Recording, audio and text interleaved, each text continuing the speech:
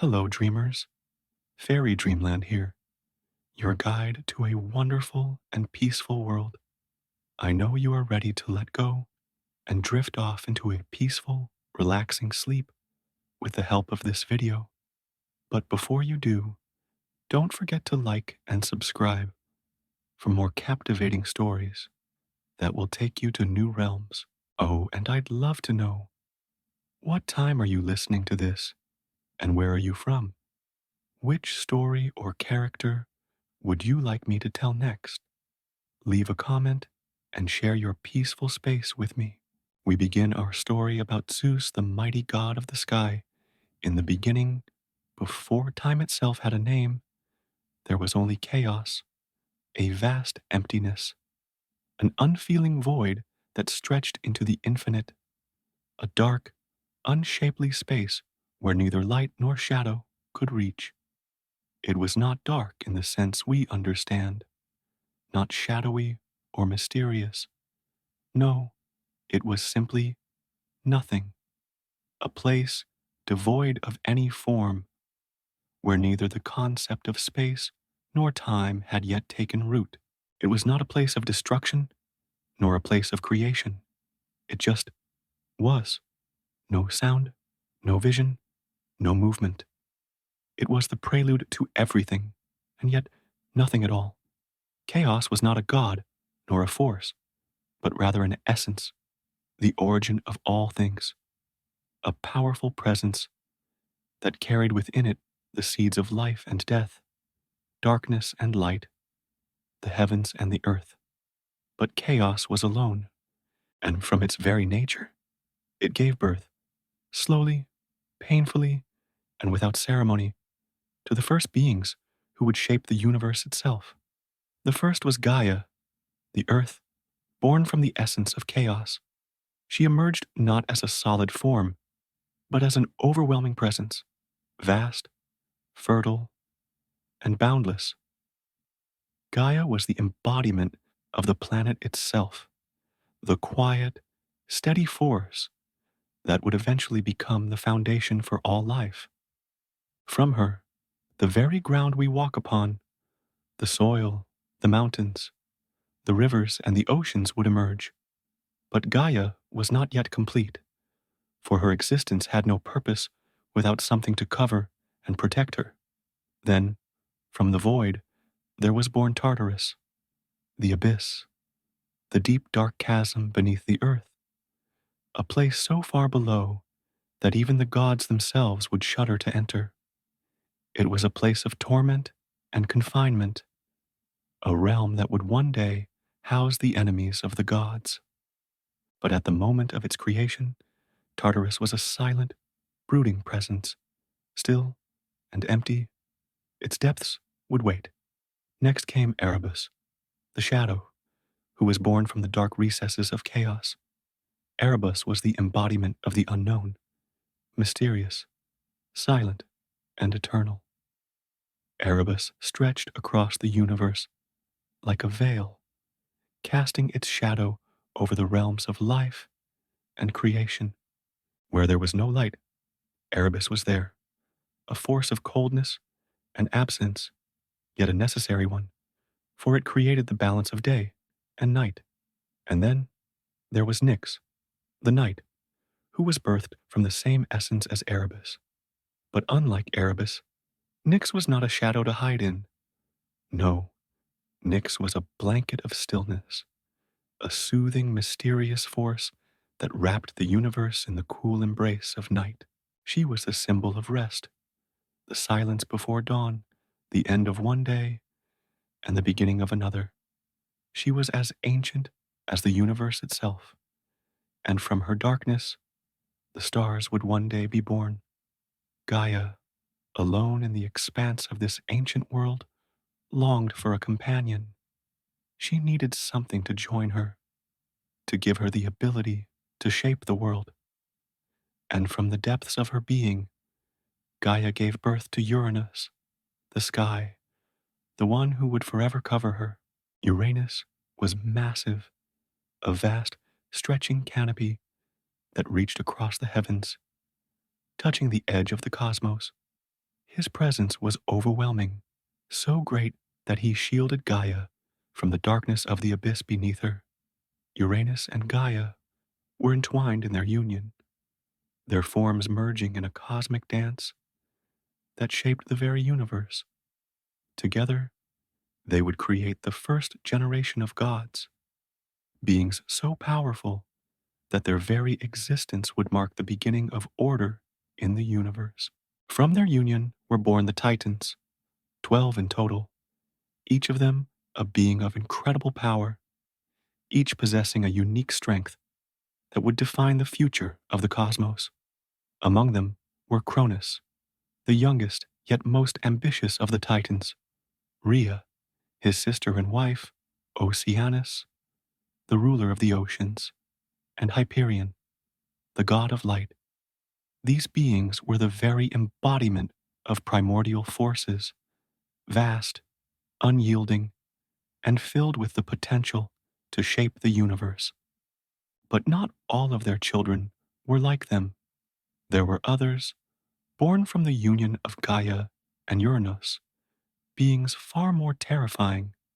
There were the Cyclopes, huge and fearsome creatures, with a single eye in the center of their foreheads. These creatures were master craftsmen, gifted with the ability to forge incredible weapons and tools. But they were dangerous, unpredictable, and too powerful for even the Titans to control.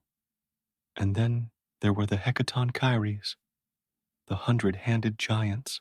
These monstrous beings were so large and so mighty that their strength was unmatched in the universe. Their hands, 100 in total, could crush mountains and tear the sky itself.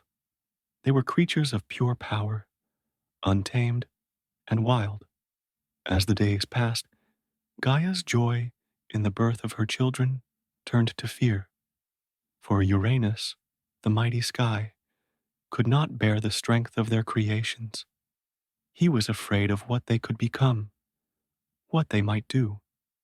And so, in an act of cruelty, Uranus cast his children, the Cyclopes and the Hecatonchires, into the depths of Tartarus, the dark abyss that lay beneath the earth. Gaia, heartbroken and furious, wept for the imprisonment of her children.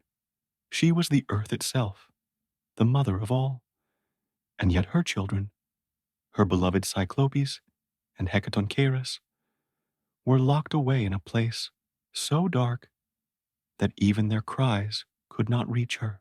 Gaia, filled with sorrow and rage, could not stand to see her children suffer, and she began to plot.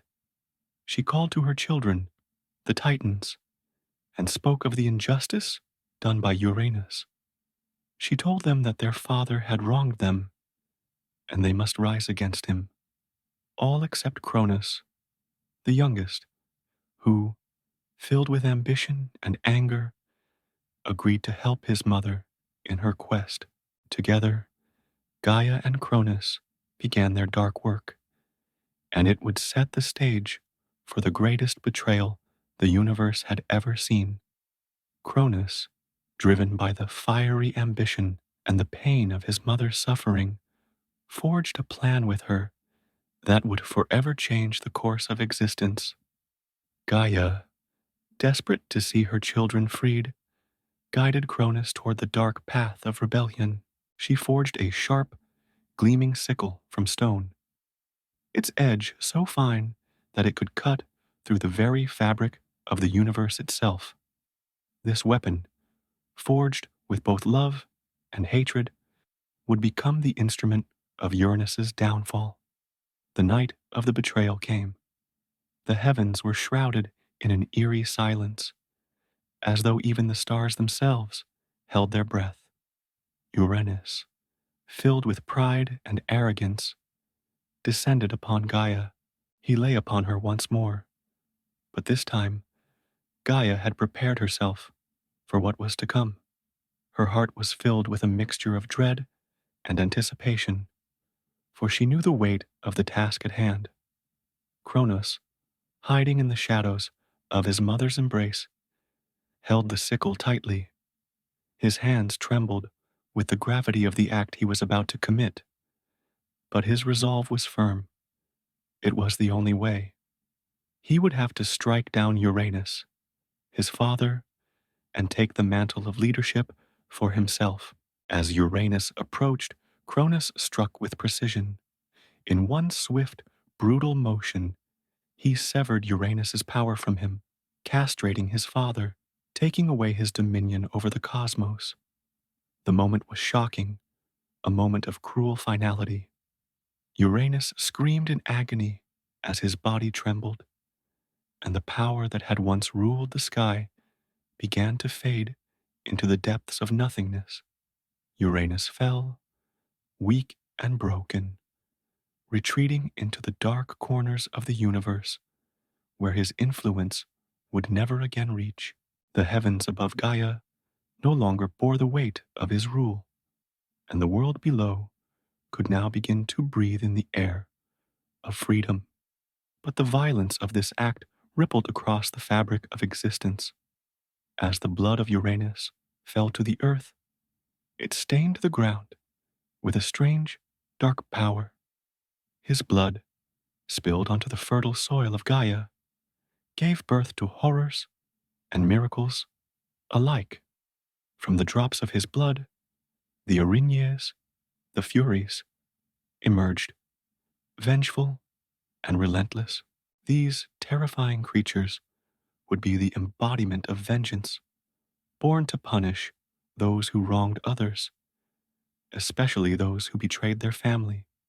From the same blood came the Gigantes, giants of immense size and strength, who would one day threaten the gods themselves. The land quaked as they rose from the earth, creatures of fury and rage, destined to bring havoc. But even stranger still, from the foam of the sea, from the very essence of Uranus's blood that touched the ocean, arose a being of unmatched beauty and grace. Aphrodite, the goddess of love, was born from this strange, miraculous union. She rose from the waves, her form as radiant as the dawn itself, and the very sight of her was enough to stir the hearts of all who beheld her. Aphrodite's beauty was so overwhelming that it captured the hearts of both gods and mortals alike, and she would go on to shape the fate of many with her love. As Gaia looked upon the consequences of her actions, she saw both the destruction and the beauty born from the blood of Uranus. She was both proud and sorrowful, knowing that the world had been irrevocably changed. She had sought to free her children, but in doing so, she had set into motion a new cycle of power and chaos. Uranus, defeated and broken, retreated into the deep recesses of the cosmos, never again to rule. But the world would not remain peaceful for long. The seeds of rebellion had been sown, and a new generation of gods and creatures would rise to claim their place in the grand tapestry of existence. The Titans, now freed from their father's tyranny, would inherit the universe, but at what cost? Uranus's fall from power marked a turning point in the universe, for it was not only the end of one era, but the beginning of another. The world now belonged to the Titans, beings of immense strength and power, who would rule the heavens and the earth for the ages to come. But even as the Titans celebrated their newfound freedom, the seeds of their own destruction had already been planted. Gaia, having watched the fall of her husband and the birth of her children, was now faced with a new challenge. Though she had freed the Titans from Uranus's cruel rule, she could not yet see the dangers that would arise from their unchecked power. The Titans, though mighty, were not as united as they appeared. There were those among them who would seek to overthrow one another, and there were those who would fall prey to the same weaknesses that had plagued their father. Gaia, still mourning her lost love for Uranus, began to fear what would come next. Cronus, the ambitious son who had taken the sickle and severed the very essence of his father, now stood at the pinnacle of power. Yet, deep in his heart, he could not escape the fear that had been instilled in him by the prophecy.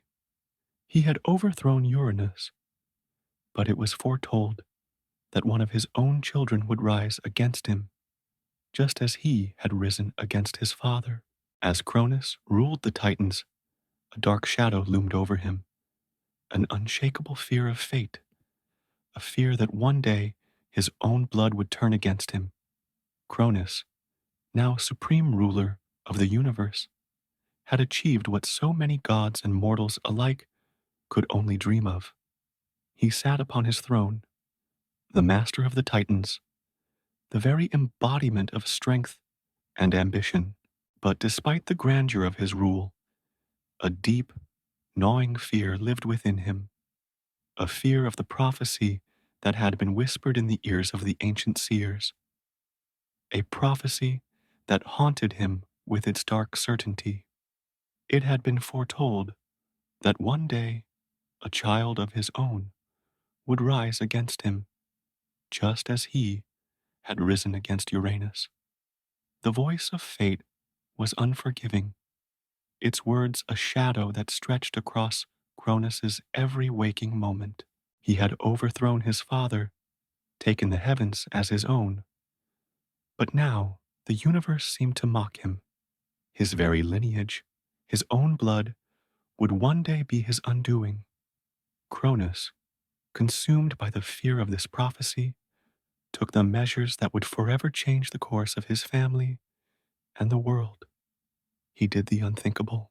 One by one, when his beloved wife Rhea gave birth to their children, Cronus would take them, newborn and innocent, and swallow them whole before they could ever have the chance to grow. The first to be swallowed was Hestia, the goddess of the hearth, followed by Demeter, the goddess of the harvest, Hera, the goddess of marriage, Hades, the god of the underworld, and finally, Poseidon, the god of the seas. Each child, each promise of the future, was devoured in the cold, unforgiving depths of Cronus's insatiable hunger. Rhea, heartbroken and helpless, could only watch as her children were swallowed, one by one, as if they were nothing more than mere food for Cronus's growing paranoia. She loved her children dearly, but what could she do? She could not defy the will of the mighty Cronus, and she feared the repercussions of defying him. But when the time came for Zeus, the youngest of their children, to be born, Rhea could bear it no longer. She knew, as every mother knows, that her child's life would be forfeit unless she took action. She turned to Gaia, her mother-in-law, seeking help in desperation. Gaia, who had always been a force of nature, calm, steady, but capable of great fury, agreed to aid her in this most dire of matters. Rhea fled to the island of Crete, a secluded place far from the prying eyes of the Titans. It was there, in the hidden caves of the mountains, that she would give birth to Zeus. With Gaia's guidance, she prepared for the greatest deception of all. As she cradled the newborn Zeus in her arms, she knew what she had to do. Rhea wrapped a stone in swaddling clothes, fooling Cronus into believing it was the newborn Zeus. She then handed the stone to him, tricking him into swallowing it in place of their child. Cronus, unable to see the difference, consumed the stone and felt nothing but the familiar bitterness of his ever-present fear. But little did Cronus know that Zeus was safe on the island of Crete, being cared for by Amalthea, the she-goat goddess, who nourished him with her milk, and by the nymphs who cared for him as if he were their own. Zeus grew strong, full of power and potential, and the very air around him seemed to hum with the promise of greatness. The young god spent his childhood in secret, far from the eyes of his father, hidden among the mountains of Crete. As Zeus grew, so did his awareness of his true destiny. He began to understand that he was no ordinary child, that his future was one written in the stars. He would not be the passive, helpless infant destined to be swallowed and forgotten. He would rise, and when the time came, he would confront his father, Kronos, the mighty titan who had swallowed his siblings, in an effort to prevent the prophecy from coming true. Zeus, though young, had a fire within him that could not be extinguished. He had been hidden away, protected, and nurtured, but the time for protection was over. Zeus would soon grow into the god he was destined to become, and when he did, he would return to free his siblings and fulfill the prophecy that Cronus had feared. Zeus, now a young god, had lived his entire life under the shadow of the prophecy, but his time of hiding was coming to an end. The winds of fate were shifting, and there was a storm gathering on the horizon, a storm that would break the chains of his past and tear apart the fabric of his father's rule. Rhea, still mourning the loss of her children, felt a growing sense of dread every time she looked at her youngest son. She knew that one day Zeus would return, and when he did, the world would never be the same. She had longed to see him take his place in the world, to watch him fulfill his destiny. But she could not help but feel a pang of sorrow for the chaos that his return would bring. As Zeus grew older, so too did his understanding of the world. He learned of the power within him, the power that had been passed down from Gaia and Uranus, the power of creation, of life, of destruction. He knew that one day he would be the one to confront Cronus. But Zeus did not approach this destiny with anger or hatred. Instead, he approached it with the calm of someone who knew that their path was already written and that there was no escaping it. Zeus's time had come. As Zeus matured on the island of Crete, a new sense of purpose filled him, one that resonated deep within his being. The quiet, sacred life that he had lived in the caves and hills of Crete was not his true calling. He was destined for something greater, something monumental. The prophecies that had once seemed like whispers in the dark were now growing louder, undeniable forces that shaped the very course of his future. The time had come for him to confront his father. The first step was to free his siblings, the very brothers and sisters who had been swallowed whole by Cronus, cast into the depths of darkness. They too were gods of immense power, and together they could overthrow the tyranny of the Titans. But first, they had to be freed, and only Zeus could do this. Zeus, in his youthful strength, approached Metis, the Titaness of wisdom and craft, who had once served under Cronus. She, too, had felt the weight of the prophecy and understood the stakes of the coming war. Zeus sought her counsel, knowing that if anyone could help him, it was Metis, for she was the goddess of wisdom, of knowledge that could shape fate itself. Metis, seeing the fire in Zeus's heart and the true potential of the young god, devised a plan to weaken Cronus and force him to release his children. She crafted a potion, a concoction so powerful that it could make Cronus vomit up his own children, all of them, unscathed by the torment they had suffered. Zeus's heart raced as he prepared to take the next step. This would be no easy task. Cronus, though vulnerable in his fear and paranoia, was still the most powerful of the Titans, and he would not relinquish his dominion without a fight. With the potion in hand, Zeus made his way to Mount Olympus, the home of the gods. It was a place that loomed high in the sky, a place of beauty and power where the gods held council and ruled the fates of both the mortal and divine realms. Zeus had never set foot on Olympus before, but the time for seclusion had passed. It was time for him to stand tall, to face his father, and to take his place among the gods. When Zeus arrived at the heart of Olympus, he found Cronus in a throne room that seemed as cold and vast as the heavens themselves. The air was heavy with the weight of eons of rule, and Cronus sat, brooding, filled with the same anxiety that had haunted him for so long.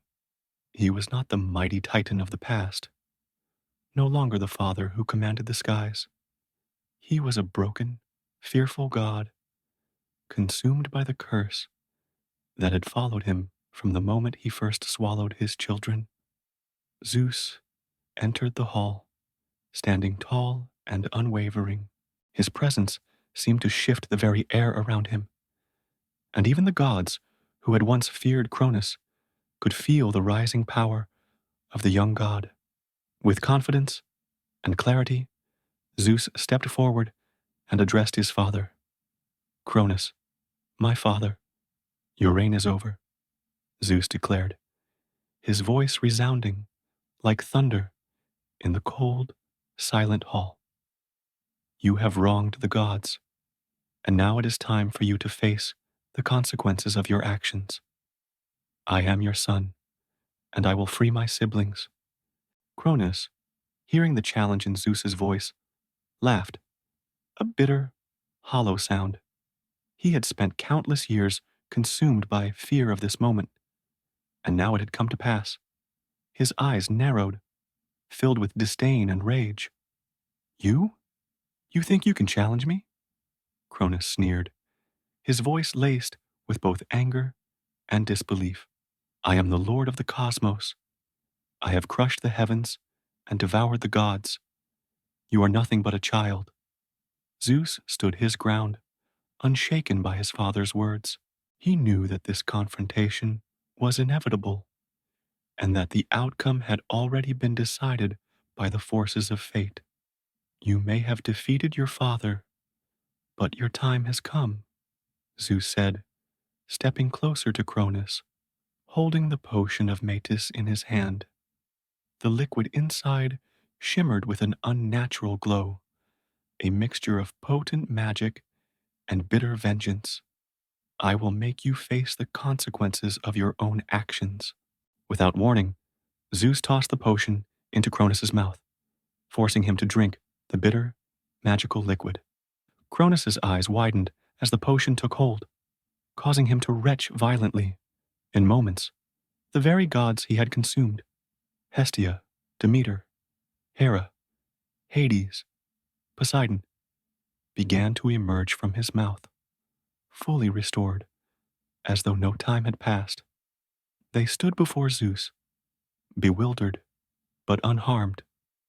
The siblings, once thought lost to the void, were now free, and with them came the promise of a new age, the dawn of a rebellion that would challenge the very foundations of the universe. Zeus's heart swelled with triumph as he gazed upon his siblings. They were back. They were whole.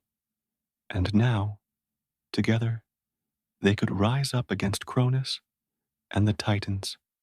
As the last of the siblings emerged from Cronus's belly, they stood together, united in their purpose and their shared fate. There was no hesitation in their hearts. The moment they were freed, they knew what had to be done.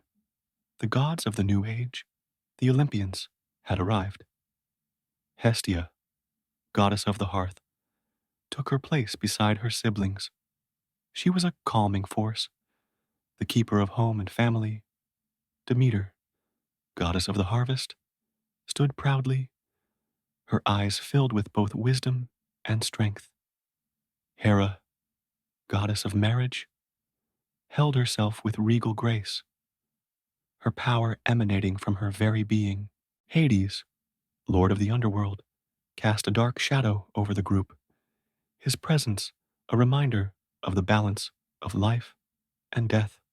And Poseidon, god of the seas, stood tall, his mighty trident ready to strike. Together, they were unstoppable.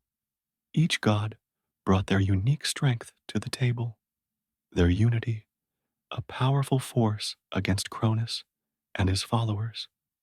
Zeus, the leader of this new generation, addressed his siblings. We will not rest until the Titans are defeated.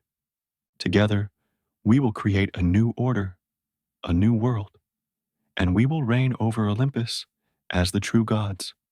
With the siblings reunited and the path to victory set before them, the stage was set for the greatest battle the universe had ever seen, the Titanomachy, the war that would reshape the cosmos and determine the fate of all beings, mortal and divine alike.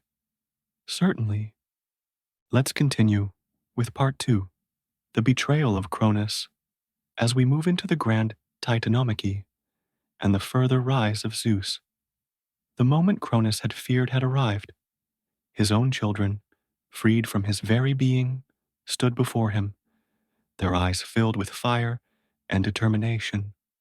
The universe, which had once been ruled by the Titans, was on the brink of transformation, and it was clear to Cronus that the old order could no longer hold. His children, his own flesh and blood, had come to dethrone him, and no amount of defiance or violence would stop the inevitable. Cronus, once the mighty god who had struck down Uranus, now stood at the mercy of his own offspring. His greatest mistake was his belief that he could control fate, that he could keep the power of the Titans forever. But fate, like a river, flows in directions beyond the control of even the mightiest of gods. And now, Zeus and his siblings were the flood that would wash away the old world. The prophecy had come true. Zeus stood at the helm of his new family, the Olympians. Though they had been separated for so long, now they were united in purpose, their combined strength, a force that could not be denied. The plan was simple, but perilous. They would challenge Cronus and the Titans in the Titanomachy, the war that would determine the future of the universe. Zeus, with his divine wisdom and courage, called a council of war, his voice commanding and calm, yet filled with the passion of a true leader. The time for hiding is over, he declared. We are the new gods, and the old ways are no more. We must rise and take what is rightfully ours. The Titans will fall, and we will build a new world. His words were met with nods of agreement from his siblings. Poseidon, with his mighty trident, was eager for the coming battle. Hades, lord of the underworld, grinned darkly at the thought of confronting the Titans in their own domain. Hera, regal and powerful, stood with a quiet determination, while Demeter and Hestia, though more gentle, knew the importance of what was at stake. They had all witnessed the cruelty of Cronos, the fear and paranoia that had driven him to swallow his own children. They had all felt the longing for freedom, for a universe where the gods could reign not out of fear, but of respect and love. Together, they would overthrow their father and bring about a new age. But they could not do it alone. The Titans, for all their power, were not without their own strengths, and Cronos, though weakened by his fear, still commanded the loyalty of many. The Olympians would need help if they were to win.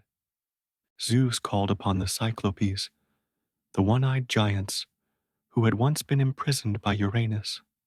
These fearsome creatures, who had been freed by the mighty Cronus, were master craftsmen capable of forging weapons of great power. It was from their hands that Zeus would receive his greatest gift, the weapon that would give him the power to defeat his father and the Titans once and for all. In the heart of the mountains, deep within the forge of the Cyclopes, Zeus stood as they crafted his weapon. The thunderbolt, a weapon of unimaginable power, was forged from the very heart of the universe itself, charged with the energy of the cosmos, a manifestation of raw, unbridled power.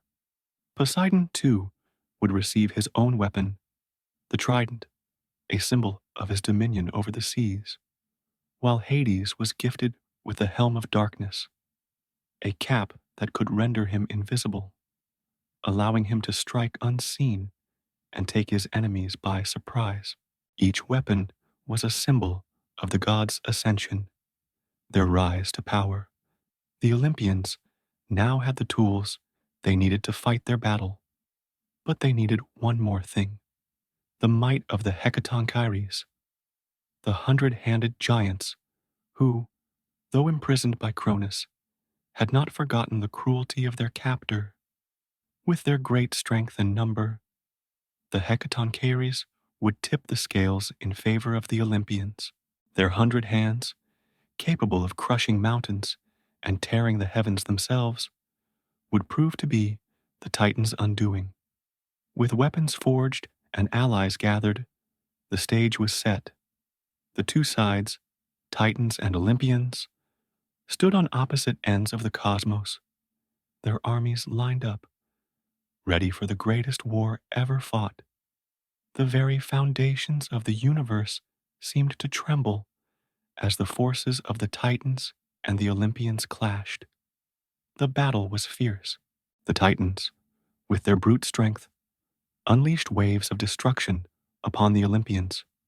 The ground itself seemed to shake as mountains were uprooted and skies torn asunder. Cronus, leading the charge, wielded his own power with reckless fury, his every strike causing the very heavens to tremble. His rage and fear of the prophecy made him unstoppable, but it was his pride and paranoia that would ultimately be his downfall. Zeus, standing tall amidst the chaos, raised his thunderbolt high into the air, calling upon the full power of the cosmos.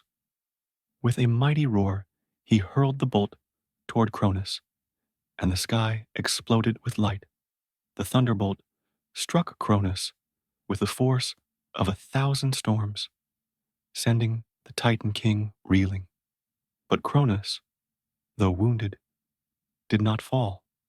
He was the mightiest of the Titans, and he would not be taken down so easily. But as Cronus fought to recover, the tide of battle was shifting. The Hecatonchires, with their 100 hands, began to crush the ranks of the Titans, tearing apart their defenses with ease. The Cyclopes, too, stood alongside the Olympians, their weapons shining with the energy of the cosmos. They pressed on, forcing the Titans to retreat.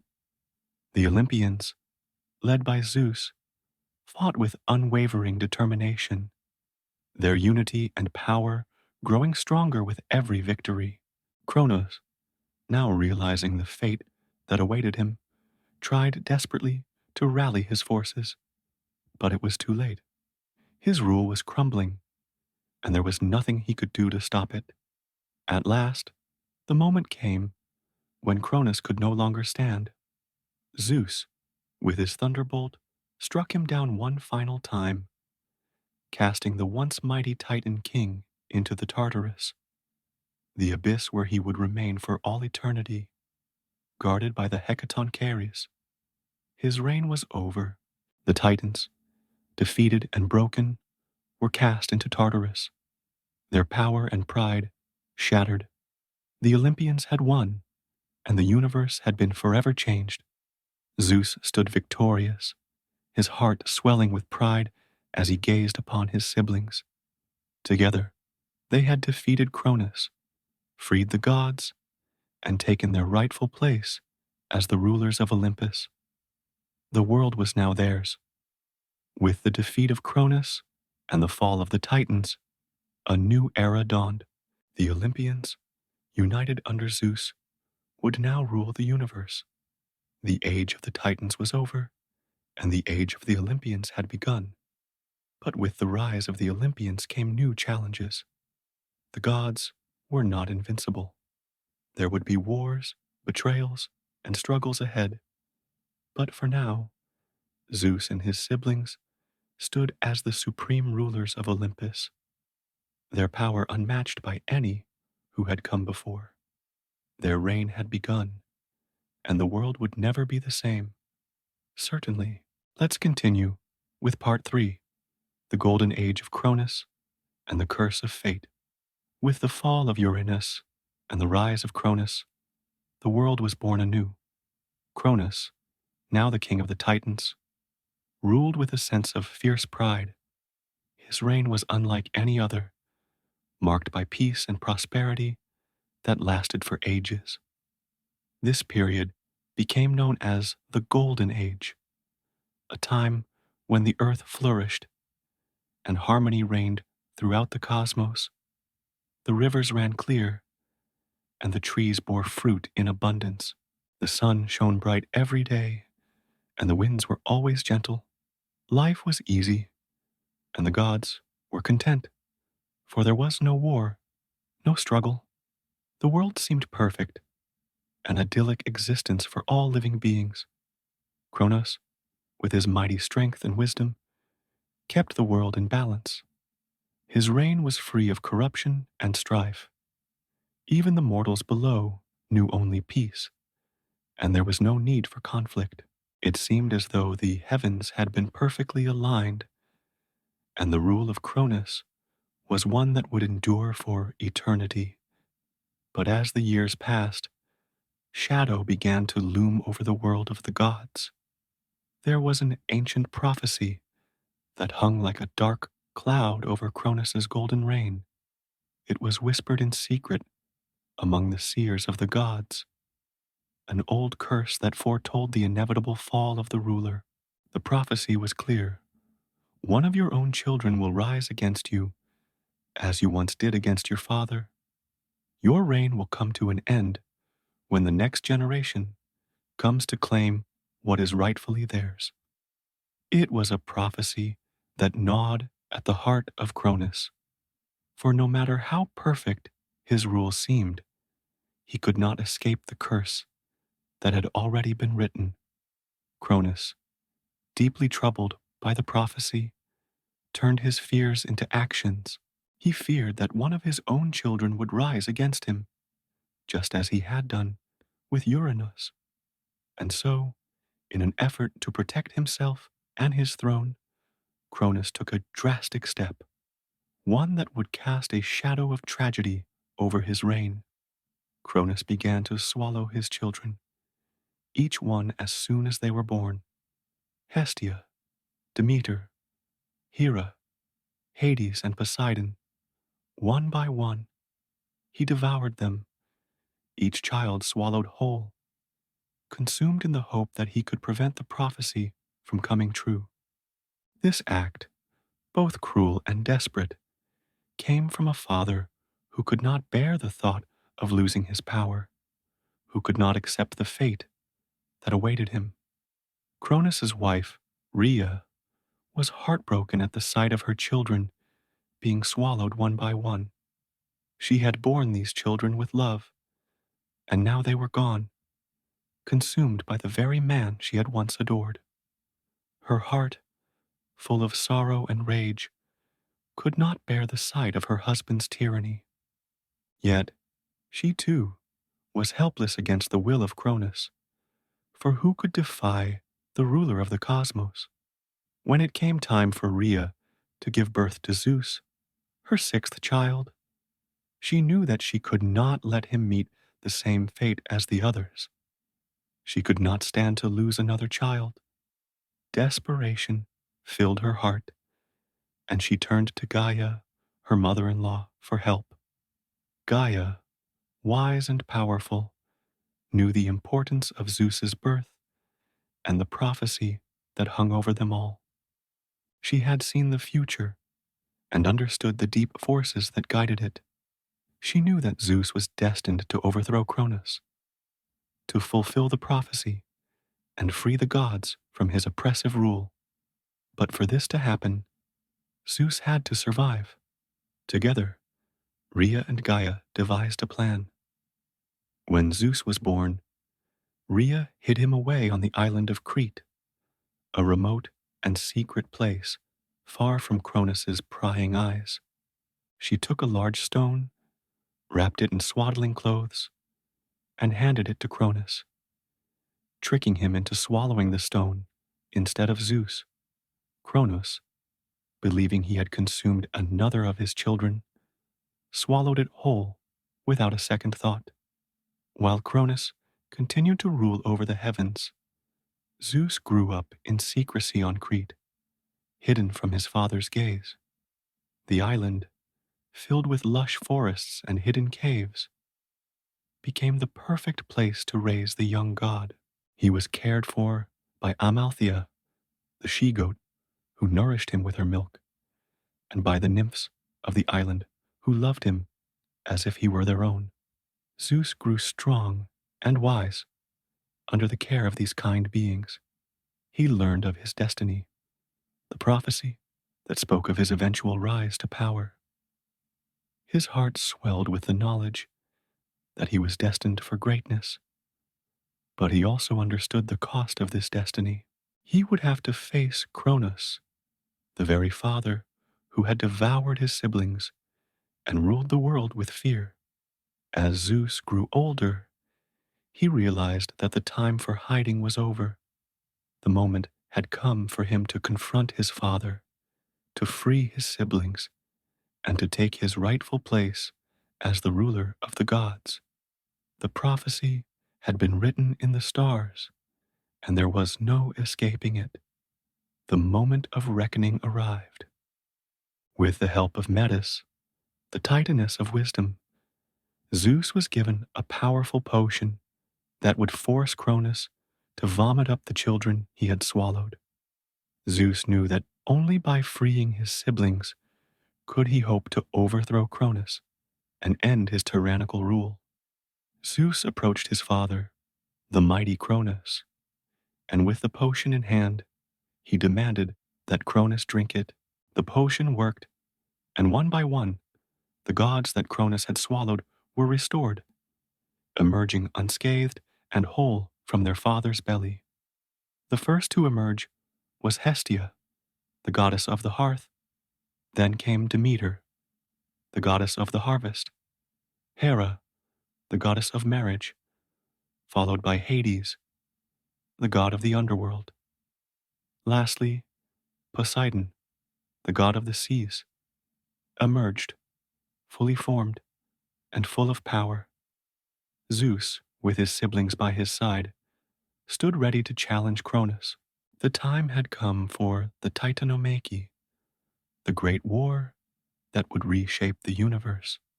Cronus, seeing his children freed and his own power waning, knew that the time for his reign was over. But he would not give up without a fight. With a roar that shook the heavens, he summoned the Titans, his loyal followers, to join him in battle. The war between the Olympians and the Titans had begun. The heavens and earth trembled as the two forces clashed, the Titans wielding their immense power against the Olympians, whose strength was bolstered by their unity and the weapons they had been given. The battle raged on for 10 years, each side suffering heavy losses. But in the end, it was Zeus's thunderbolt that struck down Cronus, sending the once mighty Titan king into the dark abyss of Tartarus, where he would be imprisoned for all eternity. The Olympians had won. The reign of the Titans was over. With the fall of Cronus and the defeat of the Titans, a new order was established in the heavens. Zeus became the ruler of the gods, and his siblings took their places as powerful gods in their own right. Poseidon ruled the seas, Hades governed the underworld, Hera became the queen of the gods, Demeter ruled over the harvest, and Hestia became the goddess of the hearth. The world, once ruled by the fear and cruelty of the Titans, was now ruled by the Olympians, gods who would bring balance, order, and peace to the universe. But the world was not without its challenges, and the Olympians would face many trials ahead, as the balance of power in the universe would always be fragile. But for now, the Olympians had triumphed, and the age of the gods had begun. Certainly, let's continue with part 4, the rise of Zeus and the battle for Olympus. With the Titans defeated and Cronus banished to Tartarus, the universe stood still for a brief moment. The heavens and the earth, once ruled by fear and chaos, were now governed by the Olympians.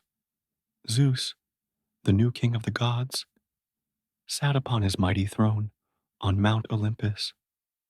His presence, a beacon of strength, justice, and authority. He was no longer the child hidden away on Crete, but the ruler of the heavens, the god who would lead the Olympians into a new era. Yet, even in this moment of triumph, there was no rest for the gods, for although Zeus had freed his siblings and defeated Cronus, the power of the Titans was not easily erased. The war between the Olympians and the Titans had been fierce, and the Titans, though imprisoned, would not easily forget their defeat. They seethed with resentment and hatred, and they would look for any opportunity to rise again. But Zeus, now a god of unmatched power, stood firm. He had already proven his strength in battle, and with the thunderbolt he wielded, there was no force that could threaten the Olympians.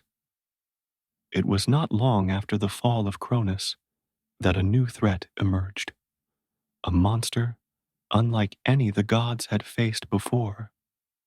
Typhon, a creature born from the union of Gaia and Tartarus, was a god in his own right, powerful, chaotic, and unstoppable. He was a creature of fire and destruction, with serpentine limbs that reached across the world, 100 dragon heads that spewed flames, and a roar that could shake the heavens.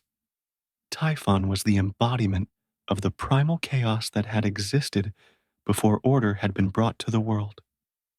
Typhon, who had long been imprisoned in the depths of the earth, broke free of his chains. With his immense power, he sought to destroy Olympus and overthrow Zeus, claiming the throne for himself. His rampage shook the foundations of the world, and the gods of Olympus were forced to band together to face this new, terrifying threat. Zeus, the king of the gods, was the first to stand against Typhon. With his thunderbolt raised high, he confronted the beast. The battle between Zeus and Typhon was a spectacle of unimaginable power. Thunder clashed with fire, and the very earth trembled beneath their feet. Zeus struck Typhon with bolts of lightning, but the monster was relentless, spitting flames and wreaking havoc on the skies. The two forces collided in a cataclysmic battle, and for a moment it seemed as though Typhon might triumph. But Zeus, with the strength of the heavens behind him, summoned a mighty blast of lightning so fierce that it scorched the very sky.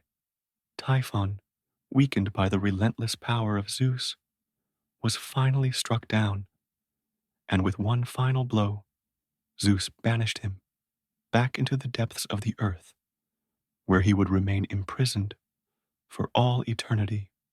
With the defeat of Typhon, the Olympians were once again victorious. But the battle had shown Zeus and his siblings the true nature of their rule. They were not just gods of power and strength, they were gods who needed to govern, to bring balance and harmony to the world. Zeus, as the ruler of the gods, took dominion over the sky and the heavens, overseeing the realms of the gods and the mortal world. He became the god of thunder, lightning, and law, and his thunderbolt became the symbol of his authority. Poseidon, the god of the seas, took his place as the ruler of the oceans, controlling the vast waters and the creatures that dwelled within them. He wielded his trident, a weapon of immense power, and his domain was vast and unpredictable. Hades, the god of the underworld, ruled over the realm of the dead, a place where the souls of the departed went to dwell for eternity. He became the lord of death and the keeper of balance in the afterlife. Hera, the queen of the gods, ruled over marriage, family, and the sanctity of life. She became the goddess of marriage and fertility, and her authority over the relationships of gods and mortals alike made her one of the most powerful figures in Olympus. Demeter, the goddess of agriculture, took control of the earth's harvests. She was the goddess of the seasons, bringing life to the land and ensuring that the crops flourished. Her domain was the very life force of the earth, and her power ensured that the world would never want for food. Hestia, the goddess of the hearth, became the protector of the home. She was the guardian of family and the sanctity of the household, ensuring that warmth and safety would be found in every home. While Zeus and his siblings established their reign over the world, not all of the gods were content with the status quo. One god, in particular, stood apart from the rest: Prometheus, the Titan who had sided with the Olympians during the Titanomachy. Prometheus, unlike the other gods, had always been fascinated by humanity. He saw the potential for greatness in the mortals, and he longed to help them achieve it. Prometheus, in his wisdom, sought to give the mortals a gift that would elevate them beyond their current state, a gift that would make them more like the gods. He stole the sacred fire from Olympus, a divine element that was reserved only for the gods, and he gifted it to humanity. With fire, humans were able to cook, to forge tools, and to build great civilizations. The gift of a fire was transformative. It brought warmth, light, and power to the mortal realm. For this act of defiance, however, Prometheus incurred the wrath of Zeus. Zeus, angered by Prometheus's rebellion, punished him by chaining him to a rock in the mountains. Every day, an eagle would come to feast on his liver, which would regenerate overnight, making Prometheus's suffering endless. This punishment would continue for eternity, a reminder to all that the gods' power could not be defied. With the Olympians firmly in power, their reign brought order to the universe, but it also left behind a legacy that would change the course of history. The gods did not merely rule, they shaped the destinies of mortals. Their children, the heroes of the ancient world, would carry on their legacy, and through their triumphs and struggles, the world would be forever marked by the will of the gods. The heroes, figures like Heracles, Perseus, and Theseus, would arise, each one touched by the divine and tasked with great deeds. These heroes were the living embodiments of the gods' power, and through their actions, the realms of the gods and mortals would become intertwined, setting the stage for the future struggles and triumphs that would define the mythic world. Certainly, let's continue with Part 5, Titanomachy, the War of the Gods.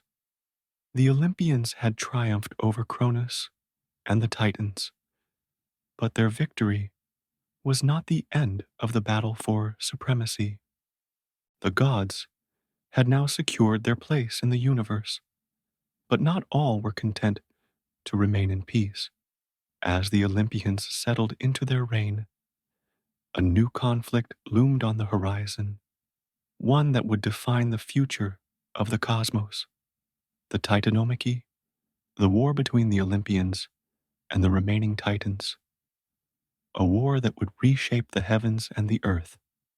The Titans, though defeated and imprisoned in Tartarus, still harbored great resentment toward the Olympians. Among the Titans, some still believed that they could rise again, that they could reclaim their rule over the universe. The earth itself trembled with the whispers of rebellion, and the Titans began to stir in their prison. Zeus, now firmly established as the king of the gods, understood that the Titans would not rest until they had one last chance at power. He knew that to secure the future of the Olympians, he would have to face this rebellion head on. Thus, the Titanomachy would begin, a war to decide once and for all whether the rule of the Olympians or the rule of the Titans would dominate the cosmos. Zeus, knowing the stakes of the war, called upon his siblings and the other gods to prepare for the battle. His most trusted allies, his brothers Poseidon and Hades, would stand by his side, each with their weapons and power at the ready. The forces of the Olympians would fight as one, united in their mission to protect their reign and ensure that the prophecy of their triumph over the Titans would come true. With Poseidon ruling the seas, Hades ruling the underworld, and Zeus controlling the sky and heavens, the Olympians were formidable in their strength. But they would not face the Titans alone. The Cyclopes, the one-eyed giants who had been freed from Tartarus, forged powerful weapons for the Olympians. Zeus received the mighty thunderbolt, the symbol of his power and authority. Poseidon was given the trident, a weapon capable of commanding the oceans and the very earth itself. Hades received the helm of darkness, a cap that granted him invisibility, allowing him to strike without being seen. The Olympians gathered their forces, ready to face the coming battle. Each god, from Hera to Demeter to Hestia, took their place in the war, preparing to defend their reign against the wrath of the Titans. The Titans, led by Cronus, though weakened, were not without power. They were mighty beings, strong and relentless, and their desire to regain control of the heavens was insatiable. The war began as the Titans, led by their king, attempted to break free from their imprisonment in Tartarus. Their first target was Olympus itself. The Titans, with their strength and fury, launched an assault on the home of the gods, hoping to break the Olympians' resolve. They brought with them a new army of powerful creatures, great beasts and mighty giants, all dedicated to the cause of bringing the Titans back to power. But the Olympians were ready. Zeus, with his thunderbolt, led the charge against the Titans, his power so fierce that it seemed to shake the heavens themselves. The clash between the two sides was a cataclysmic event that rocked the very foundations of the world. The Titanomachy raged on for 10 long years, with neither side gaining a decisive advantage. The Olympians, though strong, were outnumbered by the sheer might of the Titans, and the battlefield stretched across the heavens, the seas, and even the deepest parts of the earth. The gods fought with all their strength, each one wielding their divine weapons in a desperate attempt to win the war. At the forefront of the battle was Zeus, whose thunderbolts rained down on the Titans, each bolt striking with the force of the universe itself. He was aided by Poseidon, who used his trident to command the seas, summoning massive waves and storms to crash upon the Titans. Hades, hidden by his helm of darkness, struck from the shadows, cutting down the Titans one by one. Despite the Olympians' efforts, the Titans pressed forward, their strength seemingly endless. Kronos, in his fury, attempted to strike down Zeus himself, but the battle was not destined to end in Kronos' favor. The Olympians, with their unity and strength, began to gain the upper hand. In the midst of the battle, Gaia, the earth, felt the weight of the conflict. She, too, knew that the time had come for the final battle to be won. And so, she called upon the Hecatoncheires, the 100-handed giants who had been imprisoned by Cronus so many years ago. These monstrous beings, once chained and forgotten, were now summoned to the war. The Hecatoncheires, with their immense strength and 100 hands, were a force like no other. Their power was unmatched in the mortal and divine realms, and they fought with an intensity that could not be stopped.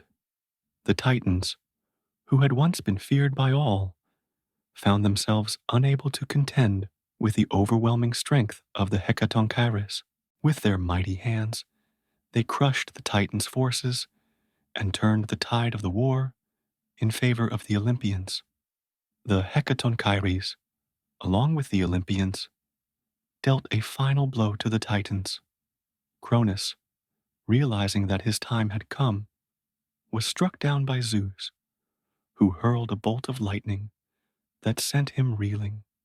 The mighty Titan King fell, and the Titans were defeated. With the Titans defeated, the war came to an end. The Olympians, victorious in their battle, stood tall over the defeated Titans. But victory did not come without sacrifice.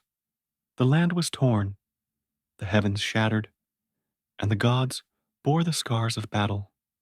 Cronus, the leader of the Titans, was imprisoned in Tartarus, along with the other Titans who had fought against the Olympians. They were cast into the depths of the abyss, where they would remain for eternity, guarded by the Hecatoncheires. The Olympians, now secure in their rule, rebuilt the world and established their reign over the cosmos. The war had been long and brutal, but it had ensured that the Olympians would reign supreme. With the defeat of the Titans, the Olympians began to rebuild the world in their image. Zeus became the ruler of the gods, reigning over the sky and heavens. Poseidon ruled the seas, while Hades maintained control over the underworld. The other Olympians took their places as the gods of the earth, ensuring that the balance of the world was maintained. And so, the age of the Olympians began, a new order for the world. The reign of the Titans had ended, and the gods of Olympus would reign supreme, bringing order, peace, and justice to the universe. But even as the Olympians began their reign, the memory of the Titanomachy, the great war that had defined their rise, would linger in the minds of all who lived. The gods had fought for their power, and the balance of the world would forever be shaped by the battles they had fought. Certainly. Let's continue with part 6, the reign of Zeus and the new order. With the defeat of Cronus and the fall of the Titans, the world entered a new era, the era of the Olympians. As the king of the gods, Zeus took his place on the throne of Olympus, his rule secured. No longer would the world tremble under the tyranny of Cronus. No longer would fear rule the heavens. The reign of the Olympians had begun, and with it came the promise of justice, order, and peace. Zeus stood tall, his thunderbolt ever by his side, watching over the heavens and the earth. His power was unmatched, and he ruled with wisdom and authority. His siblings, Poseidon, Hades, Hera, Demeter, Hestia, and others, took their places as the governing deities of the realms they were given dominion over. Each god assumed their role with the responsibilities that came with it. Poseidon ruled over the seas, the oceans, and the creatures that lived within them. His trident, a symbol of his power. Hades, lord of the underworld, maintained the balance between life and death, governing the souls of the departed. Hera, the queen of the gods, oversaw marriage and family, ensuring that harmony existed in the relationships of gods and mortals alike. Demeter, goddess of the harvest, ensured that the earth would continue to provide for all life. Hestia, goddess of the hearth, watched over the home and family, preserving the warmth and unity of mortal lives. The Olympians, united in their reign, ruled the cosmos with strength, fairness, and a deep respect for the balance of the world. Despite the victories of the Olympians, the gods soon learned that maintaining peace and order was no simple task. The division of power among the gods was necessary, but it did not come without its challenges. There were rivalries, disagreements, and tensions, both within Olympus and between the gods and mortals. For although the Titans had been overthrown, the balance of the world was fragile, and the Olympians had to tread carefully to avoid the mistakes of their predecessors. Zeus, as the ruler of the gods, presided over the heavens and the sky. He held dominion over the weather, storms, and the laws of the universe. He was the god of justice, the one who upheld the balance of the world and kept the gods in check. His thunderbolt was a symbol of divine wrath, and no god or mortal dared challenge his rule. Poseidon, with his trident, ruled the seas and the oceans, governing the waters and the creatures that dwelled within them. He could summon tempests and storms, causing waves that could either nourish or destroy. But his domain was also a place of great beauty, as the seas provided life to the world, and Poseidon ensured their protection. Hades took control of the underworld, overseeing the souls of the dead. Though his realm was dark and gloomy, it was vital for the balance of life and death. Hades was neither cruel nor unjust, but he was a god of necessity. Without him, the souls of the dead would wander aimlessly, lost and without purpose. He kept order in his kingdom, ensuring that the dead found their resting place. Hera, as the queen of the gods, governed over marriage, family, and the sanctity of life. She ensured that the bonds between gods and mortals were strong and sacred. Hera was a goddess of both nurturing and power, bringing strength to those who sought harmony and balance in their relationships. But she also had her moments of jealousy and anger, especially when her husband's many affairs disturbed her peace. Hera's role was as much about love as it was about maintaining order within relationships. Demeter, the goddess of the harvest, and agriculture, ensured that the earth provided for the living. She controlled the cycle of the seasons, bringing forth crops for mortals to harvest. Demeter was deeply connected to the earth, and her mood often reflected the health of the crops. If she was angry, the earth would withhold its bounty. If she was content, the harvest would be plentiful. Hestia, the goddess of the hearth and home, ruled over the inner sanctum of the mortal household. She was the protector of the family and the keeper of peace within the home. While Hestia was not as actively involved in the affairs of the heavens as some of her siblings, she was revered by mortals who sought her blessings for the warmth and safety of their homes.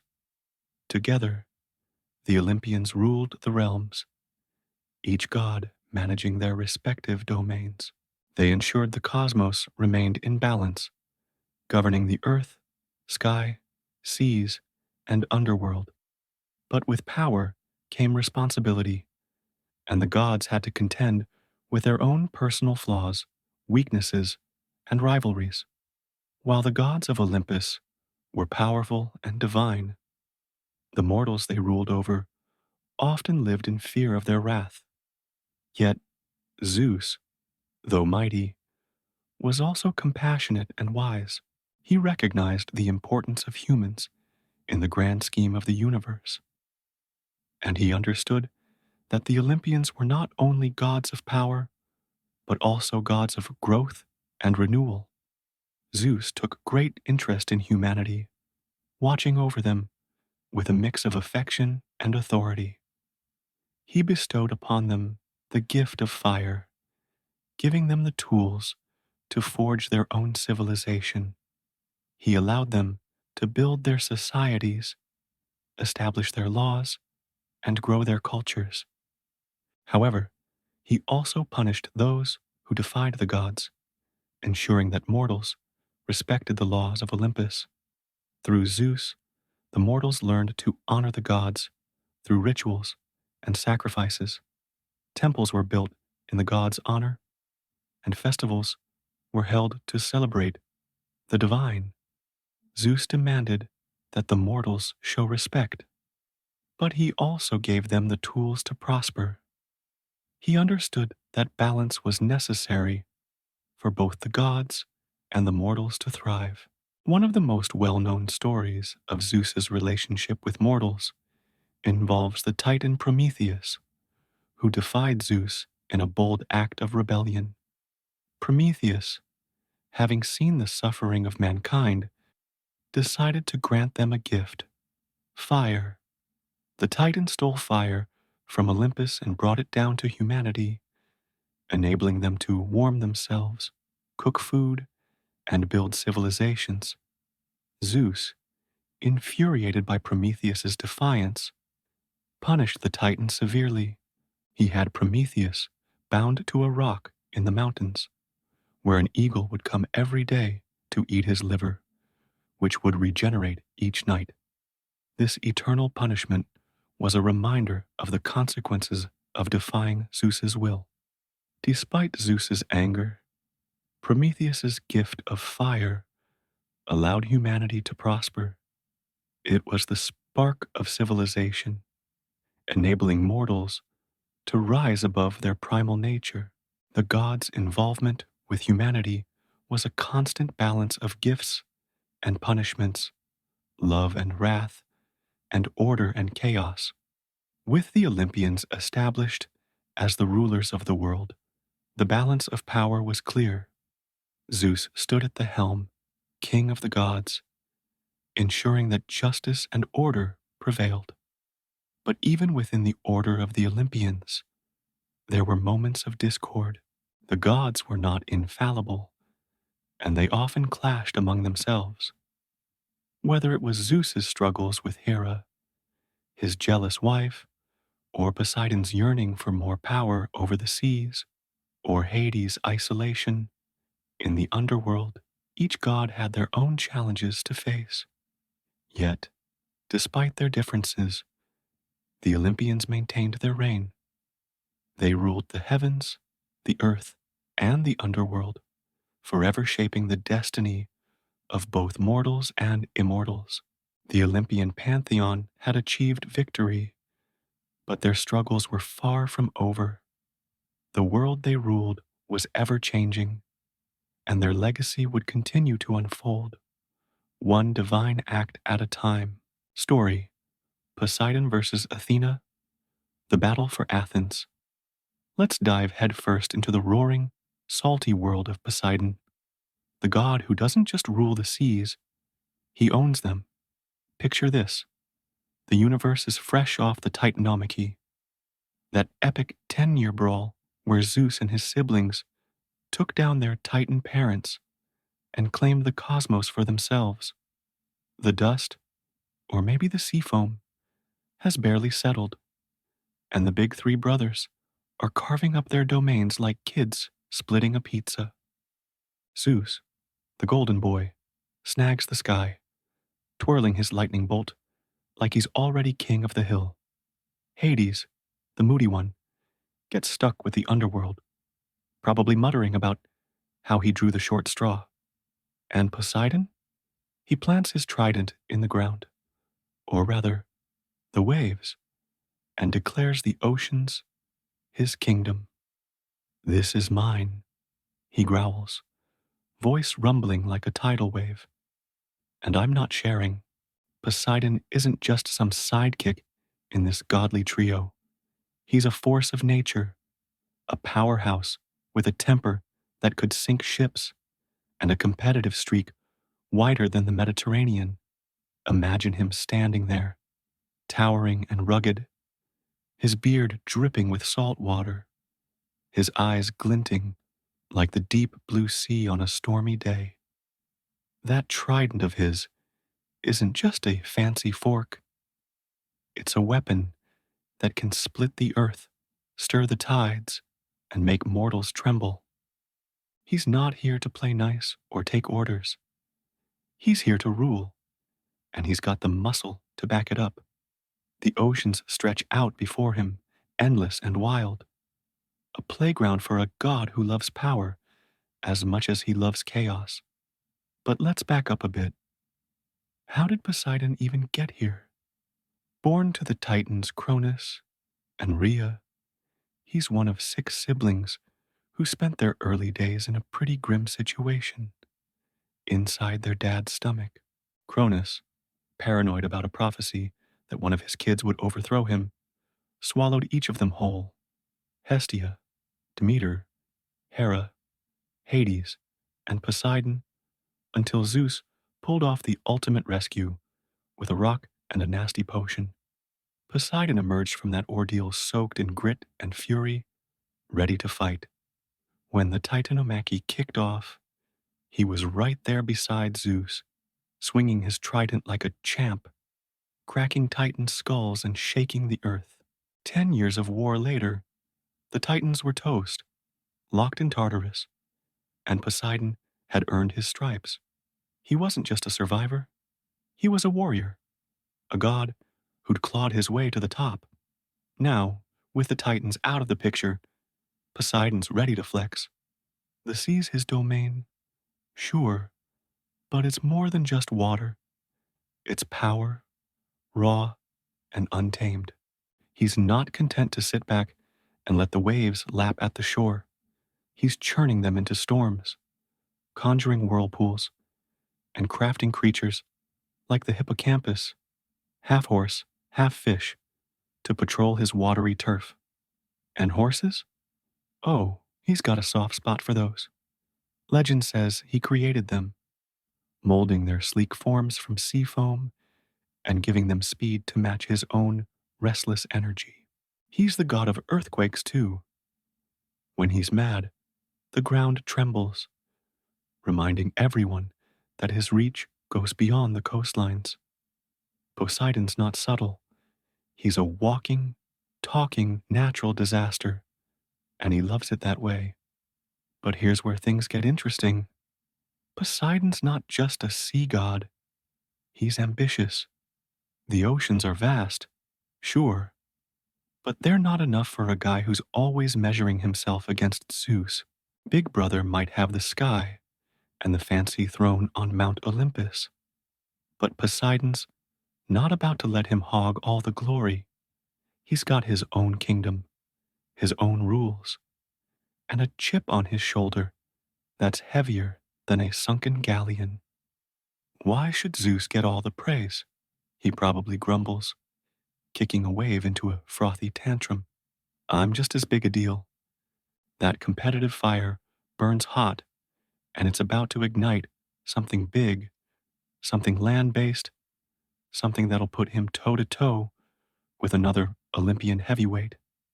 Enter Athens. It's a shiny new city, perched on the edge of the Greek world, buzzing with potential. The mortals there are thriving, fishing, trading, building, and they need a patron god to call their own. Poseidon spots it from his watery perch and thinks, perfect, a little coastal gem to slap my name on. He's not wrong to want it. Athens is close to the sea, a natural fit for a god who rules the waves. Plus, it's a chance to stick it to Zeus, to prove he's not just the other brother. He imagines temples in his honor, ships sailing under his banner, mortals chanting, Poseidon, Lord of the Deep. It's a power move, a land grab, a way to flex his trident on dry ground. I've got this, he tells himself, already picturing the victory party. But Poseidon's not the only one with his eye on Athens. There's another player in this game, Athena, the goddess of wisdom and war, Zeus's brainy daughter, who popped out of his head fully armed and ready to roll. She's not loud like Poseidon, not flashy, but she's sharp, dangerously sharp, and she's got her own plans for the city. Poseidon doesn't see her as a threat yet. He's too busy sizing up the prize. What's she gonna do? Outsmart the sea? He scoffs, twirling his trident like it's a done deal. Oh, buddy, you have no idea what's coming. The stage is set. Poseidon's stepping up, ready to claim Athens as his own, fueled by that mix of pride, power, and a need to prove himself. He's not just the god of the oceans anymore. He's a contender, a rival, a force ready to shake the earth and flood the competition. The mortals of Athens are watching, waiting to see who'll win their loyalty. Poseidon's got the strength, the swagger, the sheer oomph to make a splash. But this isn't a solo act. It's a showdown. And he's about to crash headlong into Athena's cool, calculated game. Poseidon's in his element, literally, trident raised, temper simmering, ambition roaring louder than a hurricane. He's the sea god, the earth shaker, the horse whisperer, and he's not backing down. Athens is his shot, his moment, his chance to shine brighter than Zeus's lightning. Poseidon's got his sights locked on Athens, his trident practically humming with anticipation. The sea gods standing at the edge of his watery domain, waves crashing around him like a hype crew, his beard dripping salt water as he stares at that shiny coastal city. He's not just the lord of the oceans anymore. He's ready to plant his flag on land, to claim a piece of the mortal world, and show Zeus he's not the only big shot in the family. Athens is mine, he mutters, gripping his trident like it's a ticket to glory. But there's a storm brewing on the horizon, and it's not one of his making. Enter Athena, and oh boy, this rivalry's about to catch fire, or maybe flood the place. Either way, it's on. Let's set the scene. Poseidon's been riding high since the Titanomachy, ruling the seas with a temper that could flip a fleet and a competitive edge sharper than a coral reef. He's not just Zeus's brother. He's his equal, or at least that's how he sees it.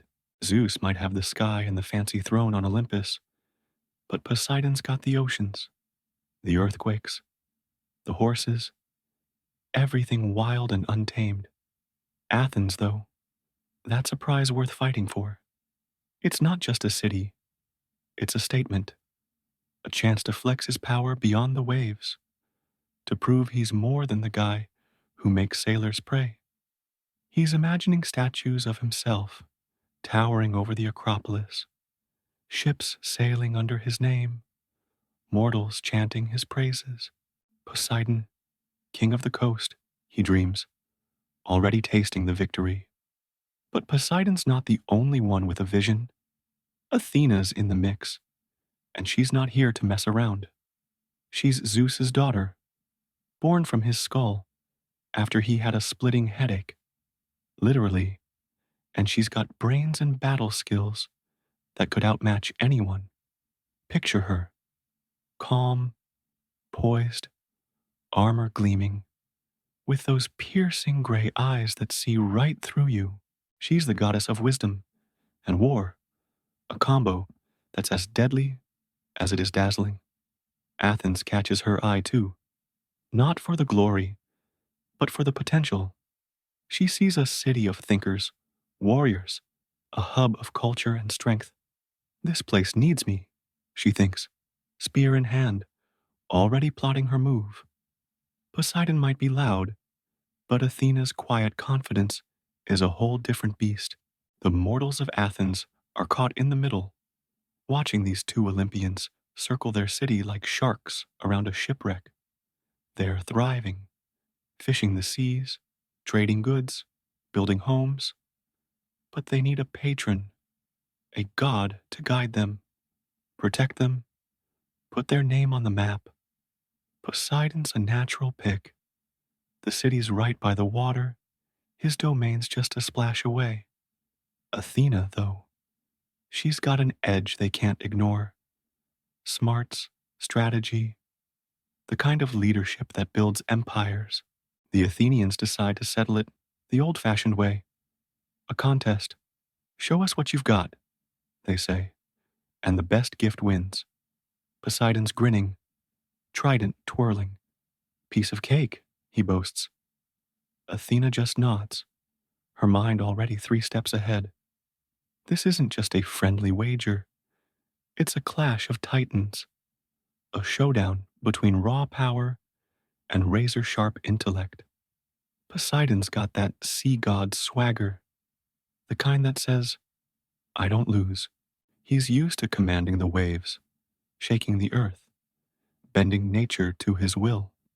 Athena's a different story. She's not about brute force. She's about finesse, precision, outthinking her opponent before they even know they're playing. Poseidon doesn't see her as a real threat yet. What's she gonna do? Talk me to death? He chuckles, kicking a wave into a frothy tantrum. Oh, buddy, you're in for a wake-up call. The rivalry's been simmering for a while. Poseidon's always had a thing about Zeus. Big brother gets the sky, the lightning, the top spot, while he's out here wrestling storms and sea monsters. It's not jealousy, exactly. It's pride, a need to prove he's just as mighty, just as worthy. Athena's a new wrinkle in that dynamic. She's Zeus's kid, sure, but she's not coasting on daddy's name. She's earning her own rep, and that stings. Poseidon's not about to let some brainy upstart steal his thunder or his city. I've got the power, he tells himself, and power wins every time. Athena's watching, silent, her spear resting lightly in her grip. She knows power's only half the game. The Athenians set the stage, a showdown on the Acropolis, the rocky heart of their city. Poseidon's striding in like he owns the place, trident gleaming in the sunlight, waves lapping at the shore below as if they're cheering him on. His temper's simmering, but he's keeping it in check, for now. He's got a plan, something big, something splashy, something that'll make the mortals drop their jaws and pledge their loyalty. They'll see, he mutters. I'm not just a sea god, I'm the god. Athena's there too, standing tall, her owl perched nearby, those gray eyes scanning the crowd. She's not rattled by Poseidon's bluster. She's ready to play her hand, and it's a good one. This contest isn't just about Athens, it's personal. For Poseidon, it's a chance to step out of Zeus's shadow, to show the pantheon he's not second fiddle. He's been itching for a win, a moment to flex that trident on land and the sea alike. Losing's not an option. His pride won't let it be. Athena's got her own stakes. She's young, ambitious, determined to carve her name into the world. She doesn't need to prove anything to Zeus. She's proving it to herself and to anyone who doubts her. The air's thick with tension, the kind that crackles before a storm or an earthquake. Poseidon's ready to make waves. Athena's ready to rewrite the rules. The mortals are buzzing, whispering among themselves.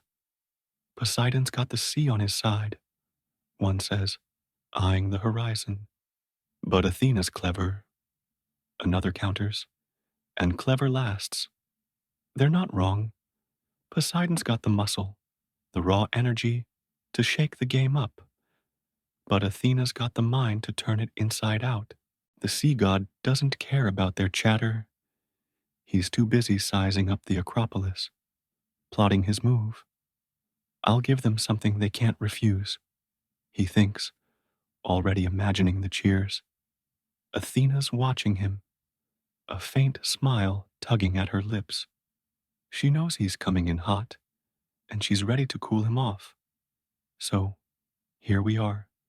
The rivalry's ignited, the stakes are sky high, and Athens hangs in the balance.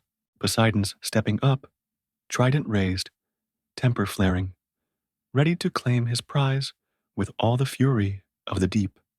Athena's right there, calm as a still pond, her wisdom a weapon sharper than any blade. The contest is set. The players are primed, and the Acropolis is about to become ground zero for a battle of gods. The Acropolis looms high above Athens, a rocky throne overlooking the bustling city below, and Poseidon's ready to make it his stage. The sea god strides up the slope, trident gleaming in the midday sun, waves crashing in the distance like they're rooting for him.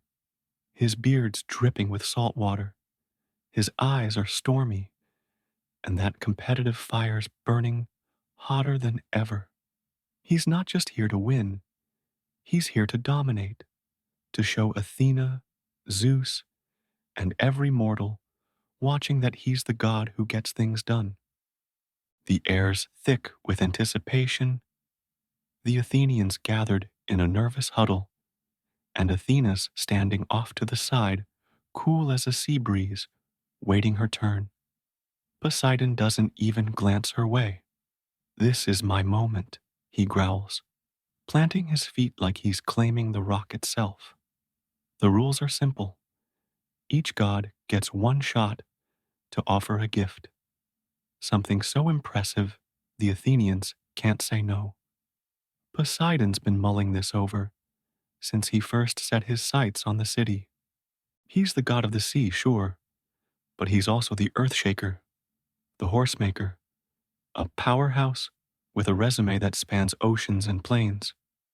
He's not about to waste this on something small. Athens deserves a spectacle, and he's got just the thing. They want water, he thinks, smirking to himself. I'll give them water they'll never forget. His trident's practically buzzing with energy, and his temper's simmering just below the surface, ready to erupt into something big. He steps forward, raising his trident high, letting the crowd soak in the sight. The Athenians are wide-eyed, whispering among themselves, some in awe, some in fear. Poseidon's not subtle. He's a walking tidal wave, and they know it.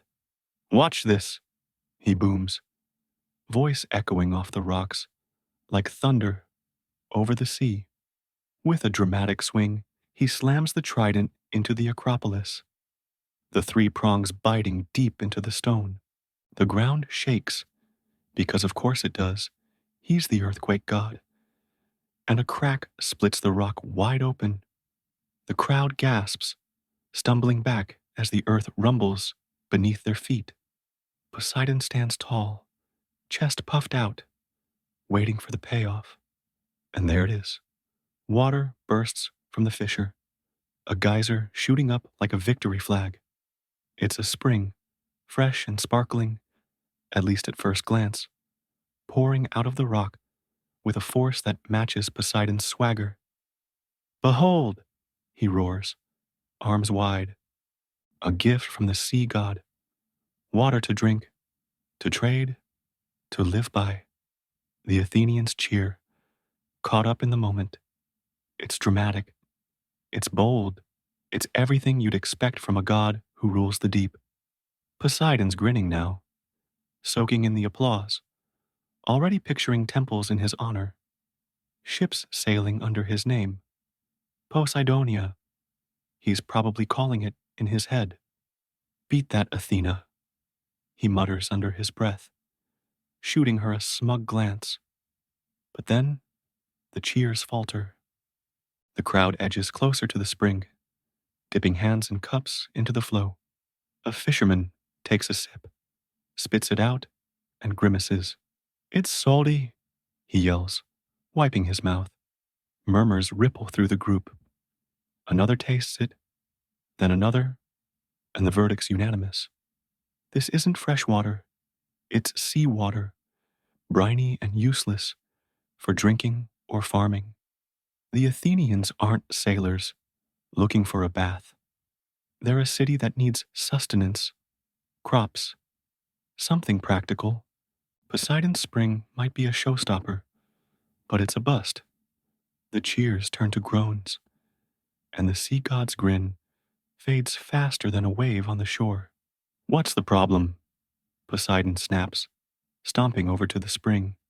He dips a finger in, tastes it, and his face twists. Sure, it's water from his domain. Salty, wild, untamed. But he figured they'd adapt. Maybe build a salt empire or something. It's fine, he insists, voice rising. You can use it for fish, or trade, or something. The Athenians aren't buying it. They're not here for a saltwater pool. They need a lifeline, not a liability. Poseidon's temper flares, his fists clenching around the trident. Ungrateful mortals, he mutters, kicking a rock into the spring. He's not used to being second guessed. He's the god who makes waves, not flops. Athena's watching all this unfold, her gray eyes sharp, her expression unreadable. She hasn't said a word, hasn't moved, just stands there, with her spear resting lightly in her hand, and that owl perched on her shoulder, blinking like it knows something Poseidon doesn't. She's letting him dig his own hole, or drown in his own spring, really, and it's working. The crowd's shifting, their excitement souring into disappointment. Poseidon's gift is a dud, a flashy misfire, and he knows it. His pride's taking a hit, and that temper's bubbling up like a geyser of its own. They'll see, he growls, glaring at the muttering Athenians. They just don't get it yet. This isn't just a stumble, it's a crack in Poseidon's plan. He came in hot, banking on his raw power to seal the deal. But he didn't think it through. Water's great, sure. But salt water in a city that needs to grow crops and quench thirst. It's like giving a fisherman a net full of holes. His competitive streak pushed him to go big, to make a splash, literally. But he forgot the mortals aren't sea creatures. They're land dwellers, practical folks who need more than a salty gimmick. Poseidon's not out yet, but he's floundering, and Athena's about to step into the spotlight. The sea god paces, trident still planted in the rock, the spring gurgling mockingly behind him. He's not ready to admit defeat. Poseidon doesn't do defeat, but the vibe's shifting, and he can feel it. The Athenians are looking at him differently now, their awe tinged with doubt. They'll come around, he tells himself, brushing off the setback. It's a spring from a god. How can they not love it? But deep down, that pride's stinging, and his temper's itching to lash out. He shoots another glance at Athena, who's still silent, still waiting. Your move, wise girl, he thinks, jaw tight. He's not worried. Yet. But he's definitely not as cocky as he was 5 minutes ago. The Acropolis falls quiet, the spring's salty trickle, the only sound cutting through the tension. Poseidon's made his play, and it's a miss. A big, briny miss. He's still the god of the sea, still a force to be reckoned with. But this round, it's slipping through his fingers like water through a sieve. Athena's up next, and the stakes just got higher. Poseidon's not backing down. He's too stubborn for that. But he's starting to realize this contest isn't the cakewalk he thought it'd be. The sea gods splashed big, and now it's time to see if Athena can sink him. The Acropolis is still buzzing with the aftermath of Poseidon's salty flop. His spring gurgles away, a mocking reminder of his misstep, while the Athenians murmur among themselves, their disappointment hanging in the air like a damp fog. Poseidon's pacing near the edge, trident in hand, his temper simmering just below the surface. He's not ready to call it quits. Gods don't quit. But that smug grin he walked in with is long gone. The sea god's pride took a hit, and he's glaring at the crowd like they're the ones who messed up. Ungrateful landlubbers, he mutters, kicking a pebble into his useless spring. Then Athena steps forward, and everything shifts. She's a stark contrast to Poseidon's bluster, calm, collected, her armor gleaming softly in the sunlight. No earthquakes, no booming voice, just a quiet presence that commands attention without trying. Her spear rests lightly in one hand, her owl perched on her shoulder, blinking those wise little eyes like it's in on the plan. The Athenians turn to her, curious but wary after Poseidon's letdown. Athena doesn't rush, doesn't swagger. She just walks to the center of the Acropolis, her gray eyes scanning the rock and the people with a clarity that cuts through the tension. Poseidon snorts, crossing his arms. What she got? A lecture? He thinks, still stinging from his own fumble. Athena doesn't waste time on theatrics. She raises her spear, not to strike, but to plant it gently into the soil at her feet. The crowd leans in, holding their breath. There's no rumble, no geyser, just a faint rustle as the earth responds. Then, from the spot where her spear touched down, a shoot breaks through, a green sprig pushing up through the dirt, unfurling into branches, leaves, and finally, fruit. An olive tree stands before them, sturdy and simple, its silvery leaves glinting in the sun, its dark olives dangling like tiny promises. The Athenians blink, then gasp, then cheer, the sound swelling into a roar that echoes off the rocks. Look at this, Athena says, her voice steady and clear, cutting through the noise without shouting. An olive tree, food to sustain you, oil to trade, wood to build, a gift that grows with you for generations. She steps back, letting the tree speak for itself. It's not flashy like Poseidon's spring, no explosions, no drama, but it's brilliant in its simplicity. The Athenians swarm forward, touching the leaves, plucking an olive to taste. It's earthy, rich, a flavor that promises prosperity. Farmers nod, merchants grin, craftsmen eye the wood. This isn't just a gift, it's a game changer, a lifeline for a city on the rise. Poseidon's jaw tightens, his trident digging into the ground as he watches the crowd lose their minds over a plant. An olive tree, he scoffs, loud enough for everyone to hear. That's it? Lame. But his bravado's hollow, and he knows it. The Athenians aren't cheering for lame. They're cheering for smart, for practical, for something they can actually use. His salty spring looks like a kiddie pool next to this, a one-trick wonder that's already fizzled out. Athena's not even glancing his way. She's letting her work do the talking, and it's speaking volumes. The sea god's temper flares, his fists clenching. They're falling for this, he growls, but the tide's turning, and it's not in his favor.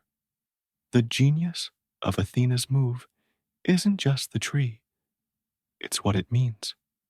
Olives are gold and grease, food for the table, oil for lamps and trade, wood for tools and homes. It's not a quick fix like water. It's a legacy, a resource that'll feed Athens for years, decades, centuries. Poseidon went big, aiming to dazzle with raw power. But Athena went deep, tapping into what the city truly needs. She's not shaking the earth or flooding the plains. She's planting roots, building a future. The Athenians see it, feel it, and they're hooked. This is our God, one whispers, and the murmur spreads like wildfire. Poseidon's not blind to the shift. He stomps over to the tree, towering over it like he's about to rip it out of the ground. What's this supposed to do, huh? He snaps, waving a hand at the branches. Feed a few birds? My spring's got power. This is just a stick. A few mortals flinch, but Athena doesn't budge. She meets his glare with those steady gray eyes, unflinching, unshaken. It's not about power alone, she says, calm as ever. It's about purpose. The words hit like a quiet thunderclap, not loud, but heavy. Poseidon's mouth opens, then shuts, his retort dying in his throat. He's not used to being out-talked, let alone out-thought. The crowd's fully on Athena's side now, their cheers drowning out the gurgle of Poseidon's spring. They're not just impressed, they're inspired. This isn't a god who'll shake their homes or flood their fields. This is a god who'll grow with them, fight for them, think for them. Poseidon's gift was a flex, a show of might that missed the mark. Athena's is a promise, a partnership, and it's resonating deep. The sea god's pacing again, his trident dragging a groove in the rock, his temper boiling over. They don't get it, he mutters, but the truth's sinking in. They do get it, and they're choosing her. He can't let it go, though. Poseidon's pride won't let him. You think this beats me? He bellows, turning to the crowd. I'm the sea, the earth shaker. I made horses, for crying out loud. A few Athenians nod, remembering his wild creations. But it's not enough. The olive tree's roots are already deeper than his words, and Athena's standing there, serene, letting the contrast do the work. She's not gloating. She doesn't need to. Her victory's in the silence, in the way the mortals look at her now, like she's one of them, not just above them. Poseidon's not out of the fight yet. He's too stubborn, too fierce, but this round's slipping away. His springs still trickling, salty and ignored, while Athena's tree stands tall, a quiet giant in the making. The Acropolis feels different now, the air charged with a new energy. Poseidon's power is undeniable, a force that could drown the world if he wanted. But Athena's wisdom is unshakable, a strength that builds instead of breaks. He's glaring at her, at the tree, at the cheering crowd, his temper a storm ready to burst. This isn't over, he thinks, gripping his trident tighter. But for now, Athena's stolen the spotlight, and she's not giving it back. The Athenians are whispering her name now. Athena, Athena, a chant that's soft at first, then louder, a wave of its own. Poseidon's splash was big, bold, and briny. Athena's move was small, smart, and unstoppable. The sea god's not used to losing, and it's eating at him, gnawing at that pride he wears like armor. The contest isn't officially over yet. The mortals still have to decide, but the writing's on the rock, and it's not in Poseidon's favor. Athena's changed the game, and the Acropolis will never be the same. The Acropolis is buzzing, the air thick with the scent of olives and the echo of cheers. Athena's tree stands proud, its silvery leaves catching the sunlight, a quiet monument to her victory. The Athenians are all in, touching the branches, tasting the fruit, already dreaming of the oil and wealth it'll bring. Poseidon's spring, meanwhile, trickles on, salty and forgotten, a puddle of his bruised pride.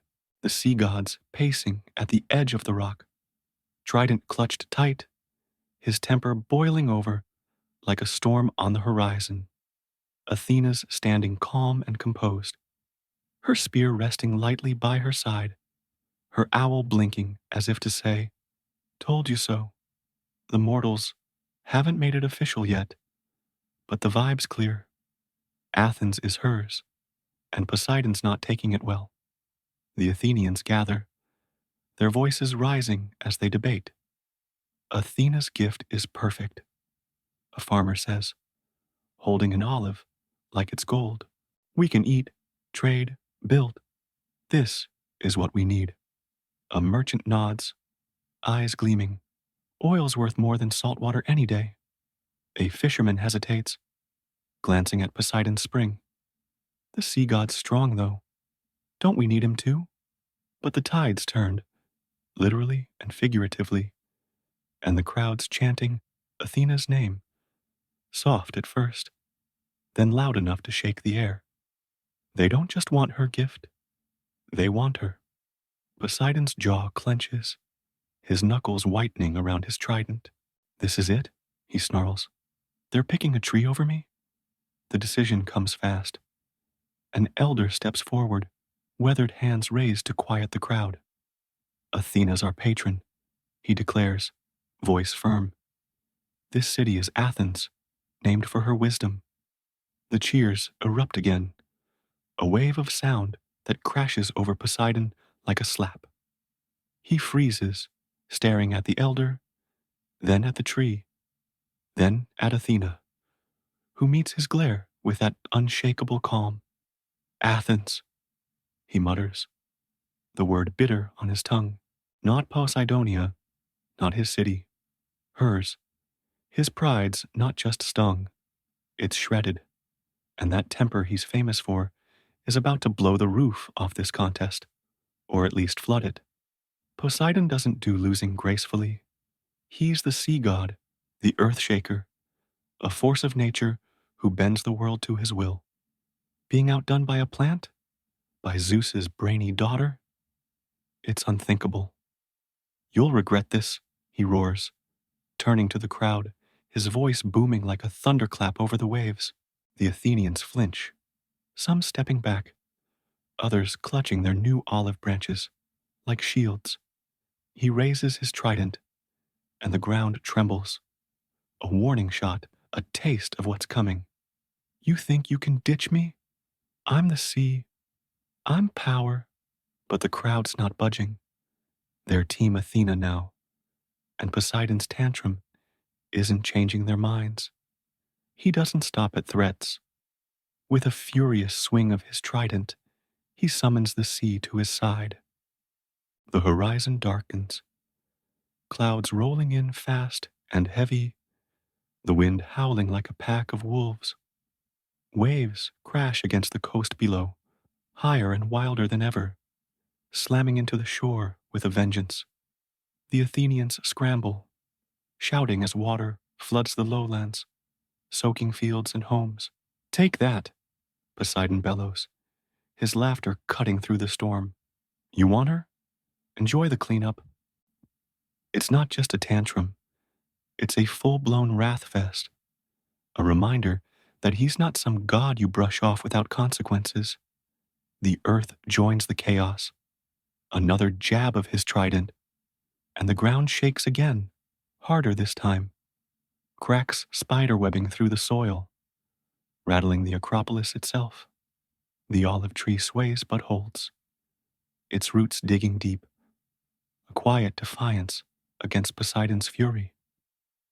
The Athenians cling to each other, some praying, others cursing the sea god's name. He's mad, a woman yells, shielding her kids from the wind. We should have picked him.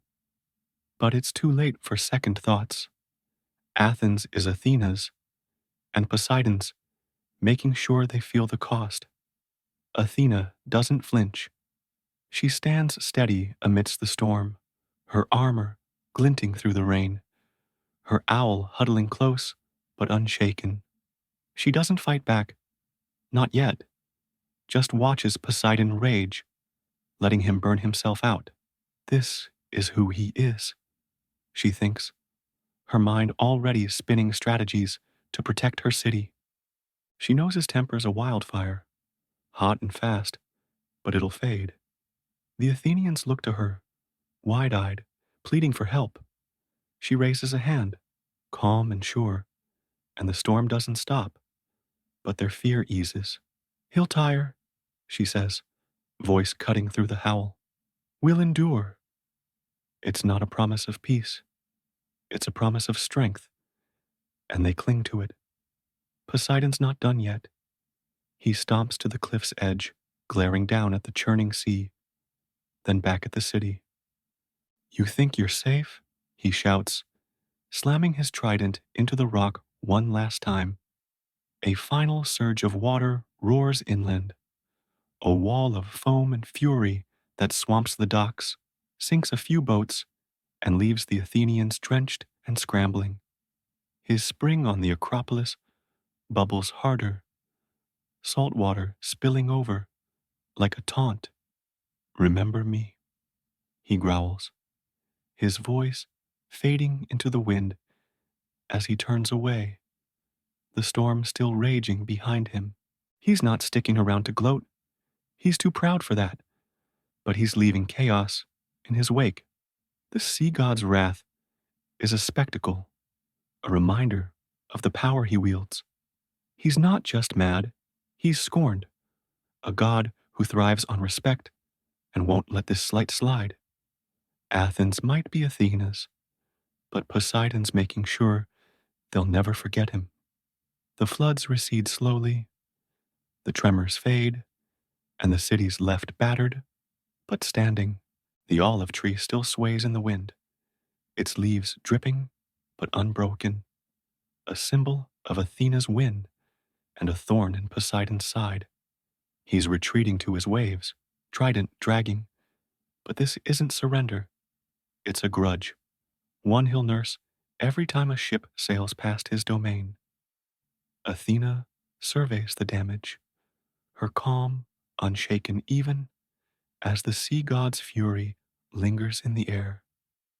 The Athenians cluster around her, shaken but resolute. He'll calm down, she says, though her eyes stay sharp, tracking the horizon. She knows Poseidon's not gone for good. His pride's too big, his temper too wild. But she's not worried. She's got Athens now, and she'll guard it with every ounce of wisdom and war she's got. The city's hers, earned not with noise, but with nous, and no amount of salt water can wash that away. Poseidon's back in his watery kingdom, the storm still rumbling faintly as he sinks into the deep. He's lost the contest, lost the city, but he's not lost his edge. They'll see, he mutters, the waves closing over him like a cloak. I'm not done. His wrath's unleashed, his point's made, and Athens will feel the echoes of this day every time the sea growls. The battle's over, but the rivalry? That's just heating up. The storm's finally dying down over Athens, the waves retreating like a sulking beast slinking back to its lair. Poseidon's wrath has left its mark. Flooded fields, cracked stones, a city dripping wet. But the olive tree still stands tall on the Acropolis, a quiet testament to Athena's win. The sea god's gone, vanished into his watery domain, his trident's echo fading with the last rumbles of thunder. Athens is hers, no question, and the Athenians are already picking up the pieces, tending to that tree like it's their new best friend. But Poseidon, he's not the type to wallow. He's licking his wounds, sure, but he's got bigger fish to fry, literally, and a legacy that stretches far beyond one lost city. Down in the deep, Poseidon's back in his element. The ocean stretches out around him, vast and wild, a kingdom that bows to his every whim. The trident's still in his grip, its prongs glinting through the dark water, and his temper's cooling, sort of. He's still muttering about those ungrateful mortals and that stupid tree, but the sting of losing Athens is fading into the background. Fine, he growls, kicking up a whirlpool just because he can. They can have their dusty rock. I've got the sea. And he's right. His domain's no consolation prize. It's a powerhouse, a realm of chaos and creation that no landlocked city can touch. Poseidon's not one to sit idle. He's a god of action, a creator as much as a destroyer, and he's got a knack for leaving his mark. Take horses, for instance, those sleek, galloping beasts that immortals can't get enough of. Legend says he sculpted them from sea foam, blending the wildness of the waves with the strength of the earth. Picture him in his underwater forge, waves crashing overhead, molding their manes and hooves with a sculptor's focus and a god's flair. Let's see Athena top this.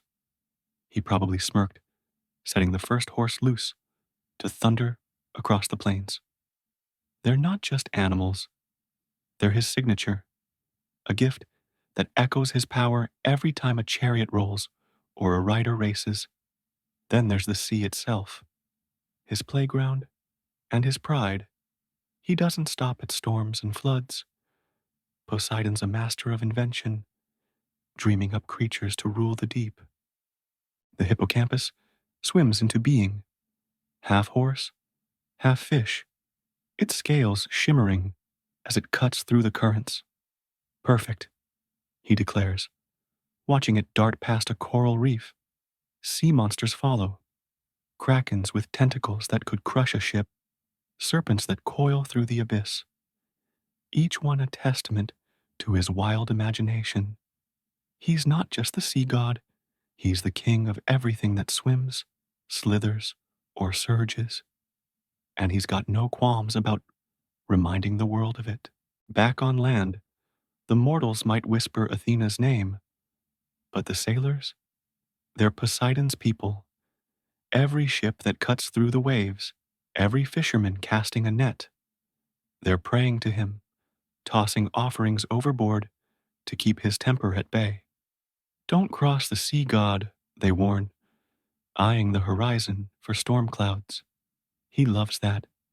The fear, the respect, the way they know he's out there. Trident ready to stir trouble. Athens might have snubbed him, but the oceans are his, and no olive tree's going to change that. They'll come crawling back, he thinks, smirking as a merchant vessel scurries past, its crew chanting his name. His rivalry with Athena lingers, though, a thorn in his side he can't quite shake. She's up there in Athens, tending her city, her tree growing taller every day, while he's down here, ruling the deep. Wisdom, huh? He mutters, flicking his trident to send a wave crashing against a cliff. I've got power. She's got tricks. It's not over between them. Not really. He's too competitive, too proud to let it slide forever. But for now, he's got other things to focus on. Shaking the earth, stirring the tides, keeping his kingdom in line. Athens was a bruise, not a knockout, and Poseidon's not about to let it define him. The earth shaker side of him doesn't sleep either. When he's in a mood, and he's often in a mood, he jabs his trident into the seabed, sending tremors rippling through the land. Coastal towns feel it, their walls cracking, their people scrambling. That's right, he chuckles, watching from below. I'm still here. It's not just petty revenge. Okay, maybe a little. It's a reminder of who he is. He's not bound by one city or one contest. His reach is everywhere the sea touches, everywhere the ground quakes. Athens might have picked Athena, but they can't escape him.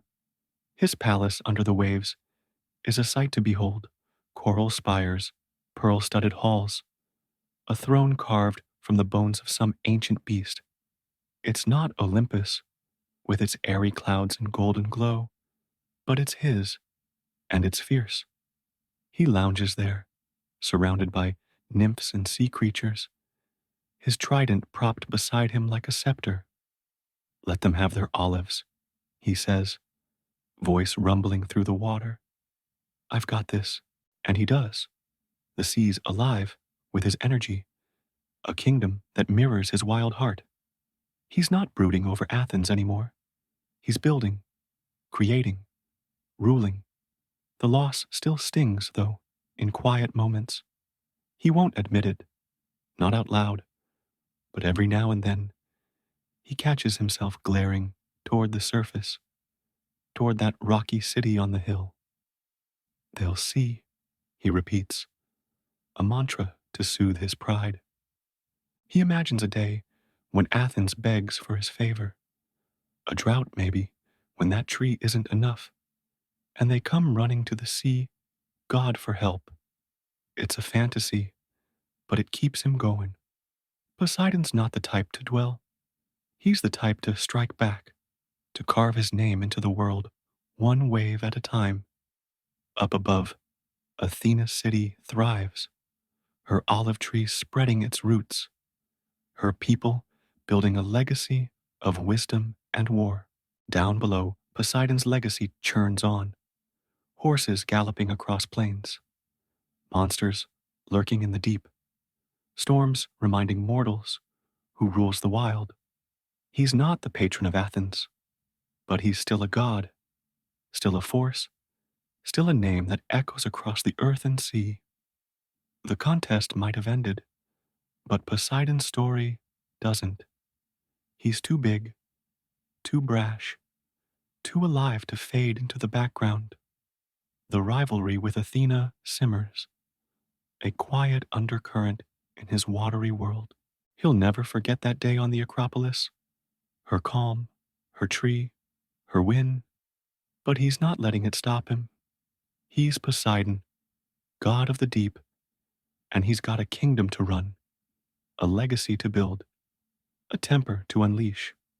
Athens was a skirmish, not the war, and he's ready for whatever comes next.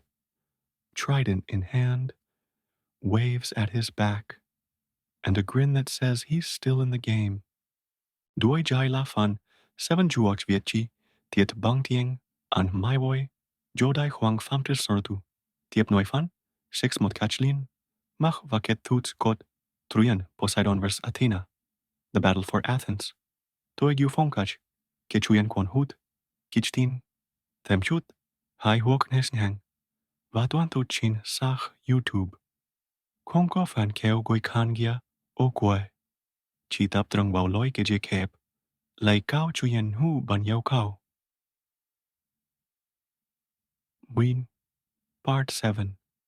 Poseidon versus Athena. The dust settles. The waves have calmed. The earth's stopped trembling, and Athens stands firm under Athena's watchful eye. Her olive tree stretches higher on the Acropolis, its roots weaving deep into the rock, a living symbol of her victory. The city hums with life, farmers pressing oil, merchants trading, warriors training, all fueled by the quiet brilliance of her gift. Down in the deep, Poseidon's back in his watery throne room, the sea swirling around him like a restless cloak. The contest for Athens is over, the score settled, but the air between these two gods still crackles with an unspoken tension. It's not a war anymore, just a cold, salty truce, and Poseidon's ready to let it lie, for now. He's lounging on his coral throne, trident propped beside him, the faint glow of pearls lighting his rugged face. The hippocampus glides past, its horse-like snout nudging the water, and a distant kraken's tentacles ripple through the shadows. This is his world, wild, untamed, a kingdom that bends to his will without question. Athens feels like a distant memory, a blip on his radar, and he's almost over it. They can keep their dusty hill, he mutters, flicking a wave into a spiral with his finger. I've got the sea, the real prize. His voice rumbles through the water, half convincing, half defiant, like he's still talking himself into it. Up above, Athena's city thrives. The olive tree's not just a gift anymore. It's a lifeline, its fruit feeding families, its oil lighting lamps, its wood shaping homes. The Athenians call her name with reverence, building temples in her honor, their prayers rising like smoke to the sky. She's not gloating. Athena doesn't gloat. But there's a quiet pride in her gray eyes as she watches over them. She won with wisdom, not force, outsmarting Poseidon in a game he didn't even know he was playing. The Acropolis stands as her trophy, a rock turned sacred by her steady hand. She's the patron they chose, the goddess they trust, and she's earned every bit of it. Poseidon's spring still trickles on that same rock, a salty afterthought no one bothers with. The Athenians don't curse him. They're too busy rebuilding after his tantrum. But they don't praise him either. He's a shadow on their coast, a rumble in their storms, a name they whisper when the waves grow restless. He's still out there, a sailor mutters, tossing a coin into the sea before setting sail. Poseidon hears it, feels it, and smirks.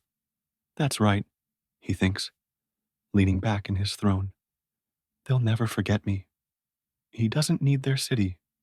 He's got their fear, their respect, and that's enough to soothe his battered pride. The sea god's legacy stretches far beyond Athens. His horses gallop across mortal lands, their hooves pounding out his name. Poseidon, the creator, the wild one. His sea creatures rule the deep, from the shimmering hippocampus to the coiling serpents that haunt sailors' tales. The oceans churn at his command, a vast empire that no olive tree can rival. He's not just a loser in a contest. He's a god of chaos and craft, a force that shapes the world in ways Athena's quiet wisdom can't touch.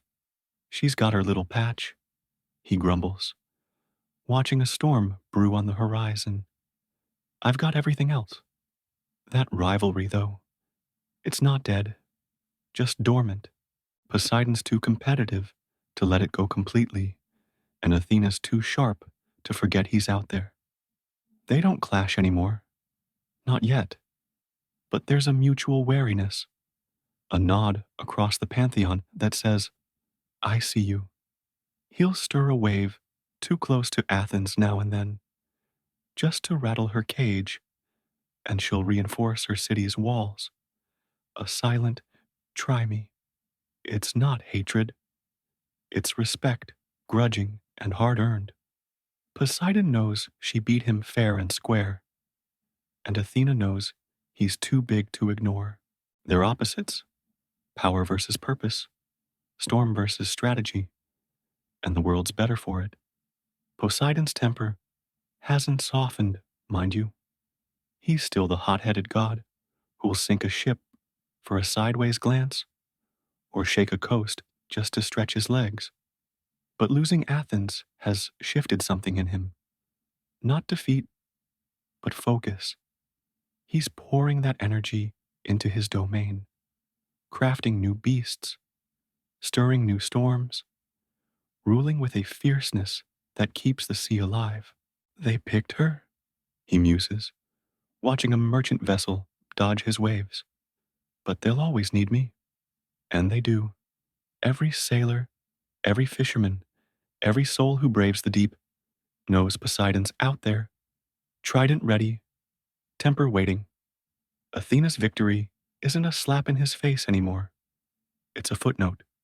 She's got her city, her tree, her legacy of wisdom, and he's got his ocean, his horses, his chaos. The contest was a moment, a clash of wills, but their stories stretch far beyond it. Poseidon's not brooding over what he lost. He's reveling in what he's got. His palace hums with life, nymphs singing, currents dancing, monsters prowling, and he's the king of it all, trident in hand, pride intact. Let her have Athens, he says, voice rumbling through the deep. I've got the world. The mortals tell the tale, of course. Poseidon's spring, Athena's tree, the day wisdom trumped power. It's a story of gods and gifts, of a city born from a contest. But it's not the whole picture. Poseidon's not just the guy who lost. He's the god who keeps the seas alive, who gave horses their speed, who shakes the earth when he's restless. Athena's win was clean, clever, a masterstroke. But Poseidon's presence is raw, relentless, a force that doesn't fade. The Athenians might not chant his name, but the world feels his pulse every time the tide turns. The dust, or the salt water, has settled.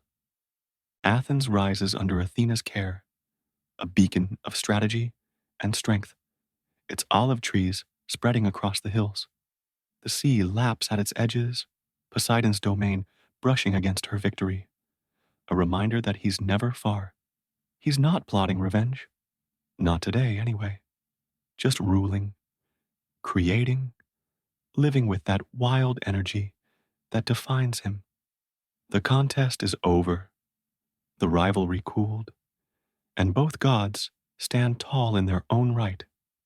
Athena on her rock, Poseidon in his waves. In the end, it's not about who won or lost. Athena claimed Athens with a single, perfect move, and Poseidon roared back with a legacy that spans the earth and sea. She's the mind, he's the might, and together they balance the chaos of the pantheon. The Acropolis shines, the oceans churn, and the world spins on, shaped by a battle that was more than a contest. It was a clash of gods, a spark that lit their legends. Poseidon's trident rests quiet for now, but the sea's never still, and neither is he. Odysseus and the Odyssey. The sun had set over the Aegean Sea, casting a deep orange glow on the shore as the soldiers of Troy gathered their things and prepared for what would be their final night. 10 long years had passed since the beginning of the war, and yet victory seemed as distant as the horizon itself. The city of Troy, impregnable and proud, stood tall against the might of the Greek coalition led by Agamemnon. But it was in the last few days of that cursed war that the Greeks, exhausted and desperate, would find a way to breach the city's walls. Odysseus, the king of Ithaca, was among the most renowned of the Greek heroes. His mind was as sharp as his sword, and his cunning had won countless battles. It was no surprise to anyone that when the Greeks finally laid siege to Troy, it was Odysseus who conceived the brilliant plan that would lead to their victory. The Trojan horse, a hollowed out wooden beast, would allow the Greek soldiers to hide inside its belly and be carried into Troy's gates as a gift. Once inside, the soldiers would emerge, and the Greeks would take the city by surprise. The plan worked, and Troy was finally defeated. But the victory came at a price. The gods, who had watched the entire war unfold, were not pleased with how the Greeks had used trickery to win.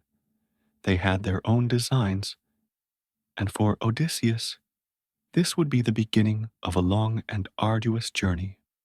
As the Greeks sailed away from the burning city of Troy, the gods already began to stir their anger, particularly Poseidon, the god of the sea. Poseidon had never forgiven Odysseus for blinding his son, the one-eyed monster Polyphemus, during their voyage across the seas. With rage coursing through his veins, Poseidon swore to make Odysseus's journey home as perilous as possible. Odysseus, unaware of the divine wrath that was being unleashed upon him, sailed towards home. He had led his men through battles and treachery, but he knew that the journey back to Ithaca would be even harder than the war itself. His wife, Penelope, and his son, Telemachus, waited for him, but the road ahead would stretch for years, filled with monsters, temptations, and divine challenges. It wasn't long before Odysseus encountered his first taste of the gods' anger. As he and his men made their way across the sea, they stopped at the island of the Ciconis, where they raided the city, taking what they needed. They celebrated their victory, drunk on wine and the spoils of war, forgetting to offer sacrifices to the gods. In their reckless abandon, they were caught off guard when the Ciconis returned with reinforcements. A fierce battle broke out, and Odysseus and his men were forced to flee the island with heavy losses. This was only the beginning. As they sailed further into the unknown, a growing sense of dread filled the air. Poseidon's curse seemed to hang over them like a storm cloud. The seas were unpredictable, the winds turned against them, and the sky above seemed to grow darker with every passing day. Yet, despite these ominous signs, Odysseus remained resolute.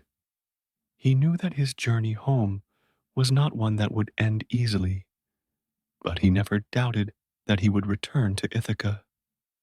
His heart burned with the desire to see his home again, and his cunning mind could always find a way out of any situation. After many days of sailing, Odysseus and his crew arrived at the island of the Cyclops, a land of towering cliffs and jagged rocks. It was a place that should have been avoided, but driven by curiosity and the need for supplies, they decided to land. They wandered across the island until they discovered a cave belonging to Polyphemus, a giant cyclops who lived alone and was known for his immense strength and ferocity. Odysseus, ever bold, decided to visit the cave, hoping to trade with the Cyclops and ask for help. Little did he know, this encounter would set off a chain of events that would alter the course of his journey forever. Polyphemus, a massive one-eyed monster, trapped Odysseus and his men inside his cave, devouring several of them in a horrific feast. Desperate, Odysseus realized that their only chance of survival was to outwit the Cyclops. Using his legendary cunning, he introduced himself to Polyphemus as nobody and offered the Cyclops wine, knowing that alcohol would cloud his judgment. When Polyphemus fell into a drunken stupor, Odysseus and his men took a sharp wooden stake and drove it into the Cyclops' single eye, blinding him. As Polyphemus screamed in pain, he called out for help. But when other Cyclopes arrived at the cave, they were told that nobody had harmed him. Laughing at his misfortune, they left, and Odysseus and his men were able to escape. But as they sailed away from the island, Odysseus, filled with pride over his victory, taunted Polyphemus from the safety of his ship. Enraged, Polyphemus called upon his father, Poseidon, to curse Odysseus, vowing that the hero would never return home. This single act of hubris would haunt Odysseus for the rest of his journey. The gods, particularly Poseidon, took notice of Odysseus's defiance, and the sea became even more treacherous. With Polyphemus's curse hanging over him, Odysseus continued his voyage, only to land on the island of Aeolus, the god of the winds. Aeolus, moved by Odysseus's bravery, gave him a gift, a bag of winds to help guide him home to Ithaca. However, on their journey, Odysseus's men, curious about the contents of the bag, opened it while Odysseus was sleeping. The winds rushed out, and instead of being guided home, they were blown far off course. Upon returning to Aeolus for help, the god refused, believing that Odysseus was cursed by the gods and that he could not be helped. With no help from the gods, Odysseus and his crew faced yet more storms and difficulties. His men were beginning to lose hope, and the road home seemed farther than ever. But Odysseus, as always, stayed resolute. He would not give in to the wrath of the gods or the despair that his men felt. The treacherous winds, once locked in the bag of Aeolus, now howled freely through the open sea, turning the once favorable journey into an endless nightmare. Odysseus's ships were driven further and further off course by the unleashed gusts, the sails straining against the fierce force of the winds. His men, exhausted and weary, began to lose faith in the journey. But Odysseus, ever resourceful, remained steadfast. The gods had turned against him, but he was a man of will and cunning. He led his men with a resolve that, even in their darkest moments, reminded them of their purpose. Ithaca was still within reach, even if it seemed like an impossible dream. After many days adrift, the winds finally subsided, and Odysseus and his crew reached the shores of another mysterious island, the land of the Laestrygonians, a fearsome race of giants. They were known for their enormous strength and cannibalistic tendencies. Upon landing, they were immediately set upon by these giant creatures, and many of Odysseus's ships were destroyed, along with a large portion of his crew. The few remaining survivors barely managed to escape, and with heavy hearts, they sailed away from the land of the giants, cursing their ill fate. After the near destruction of his crew, Odysseus's heart grew heavier with every passing day. His resolve was tested when they arrived at Aiaia, the island of the enchantress Circe. She was known for her magical powers and her ability to turn men into animals. Despite the warnings from his men, Odysseus, ever the leader, decided to venture into her domain to seek assistance. With a handful of men, he set off into the forest where Circe's palace stood. The goddess welcomed them, offering food and drink, and as they ate and drank, the men were turned into pigs. But Odysseus, unlike his men, was protected by a magical herb given to him by the god Hermes, who appeared to him in the form of a young man. With this herb, Odysseus was immune to Circe's magic. When he confronted her, she was surprised that her spell had not worked. At first, Circe tried to use her powers against him, but Odysseus, with the help of the god Hermes' advice, resisted and threatened her with his sword. She, recognizing his strength and cleverness, yielded. Circe, now charmed by Odysseus's bravery and wit, apologized and promised to help him. She directed him to the underworld, where he would need to consult the spirit of Tiresias, a blind prophet, in order to learn how to return home. But she warned him that the journey ahead would be filled with peril and that he would need to make hard choices that would test his very soul. Odysseus, trusting Circe's counsel, prepared for a journey that would take him to the land of the dead, where spirits of the past lingered in shadows. With a heavy heart, he sailed with his remaining crew to the shores of the underworld. There, he followed Circe's instructions, making the proper sacrifices to summon the souls of the dead. The air in the underworld was cold and damp, and the ground beneath him was shadowed with the memories of those long past. Tiresias, the blind prophet, emerged from the mist, warning Odysseus of the dangers ahead. He foretold that Poseidon would continue to punish him for the blinding of Polyphemus, and that many of his men would die before they reached Ithaca. But the most chilling prophecy Tiresias gave was about the cattle of the sun, god Helios. Odysseus was warned not to harm them, for if he did, his men would perish, and his journey would be doomed.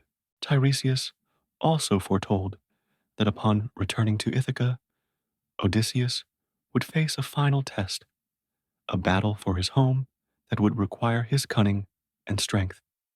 In the underworld, Odysseus was also visited by the souls of his mother, Anticlea, and his fallen comrades. His mother, who had died of grief while Odysseus was away, told him of the sorrow that had befallen Ithaca. His kingdom was in turmoil, and his wife, Penelope, remained faithful, even as suitors overran his palace, hoping to take her hand. But Odysseus was not allowed to remain long in the underworld. Tiresias, once his counsel, warned him that he could not linger among the dead forever. He needed to return to the land of the living if he wished to fulfill his destiny. Odysseus left the underworld with a heavy heart, but with the guidance of Tiresias, he knew his journey was far from over. As they sailed forward, they soon encountered the dreaded sirens, creatures whose beautiful singing lured sailors to their doom. The sirens' song promised to reveal the mysteries of the world, and Odysseus, curious and longing for knowledge, desired to hear them. However, knowing the danger they posed, Odysseus had his men block their ears with beeswax so that they could not hear the song. But he, ever bold, commanded them to tie him to the mast of the ship so that he could hear the siren's song without being driven mad. As the ship neared the island of the sirens, the sweet music began to fill the air.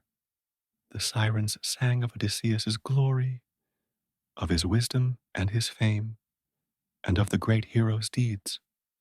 Their voices were irresistible, but Odysseus, tied to the mast, struggled desperately to escape, urging his men to release him. But they obeyed his earlier command and ignored his cries. The siren's song grew louder, but Odysseus's men, unmoved by the hypnotic music, rowed faster, pulling the ship away from the island and saving them from the deadly creatures. The danger was over, but Odysseus, consumed by the song's temptation, nearly lost everything. Odysseus and his crew, still haunted by the warnings of Tiresias, continued their treacherous journey. They sailed through dangerous waters, their hearts heavy with the knowledge that the gods' wrath would follow them wherever they went. The sea, once a means of travel and hope, now felt like a vast, unforgiving abyss.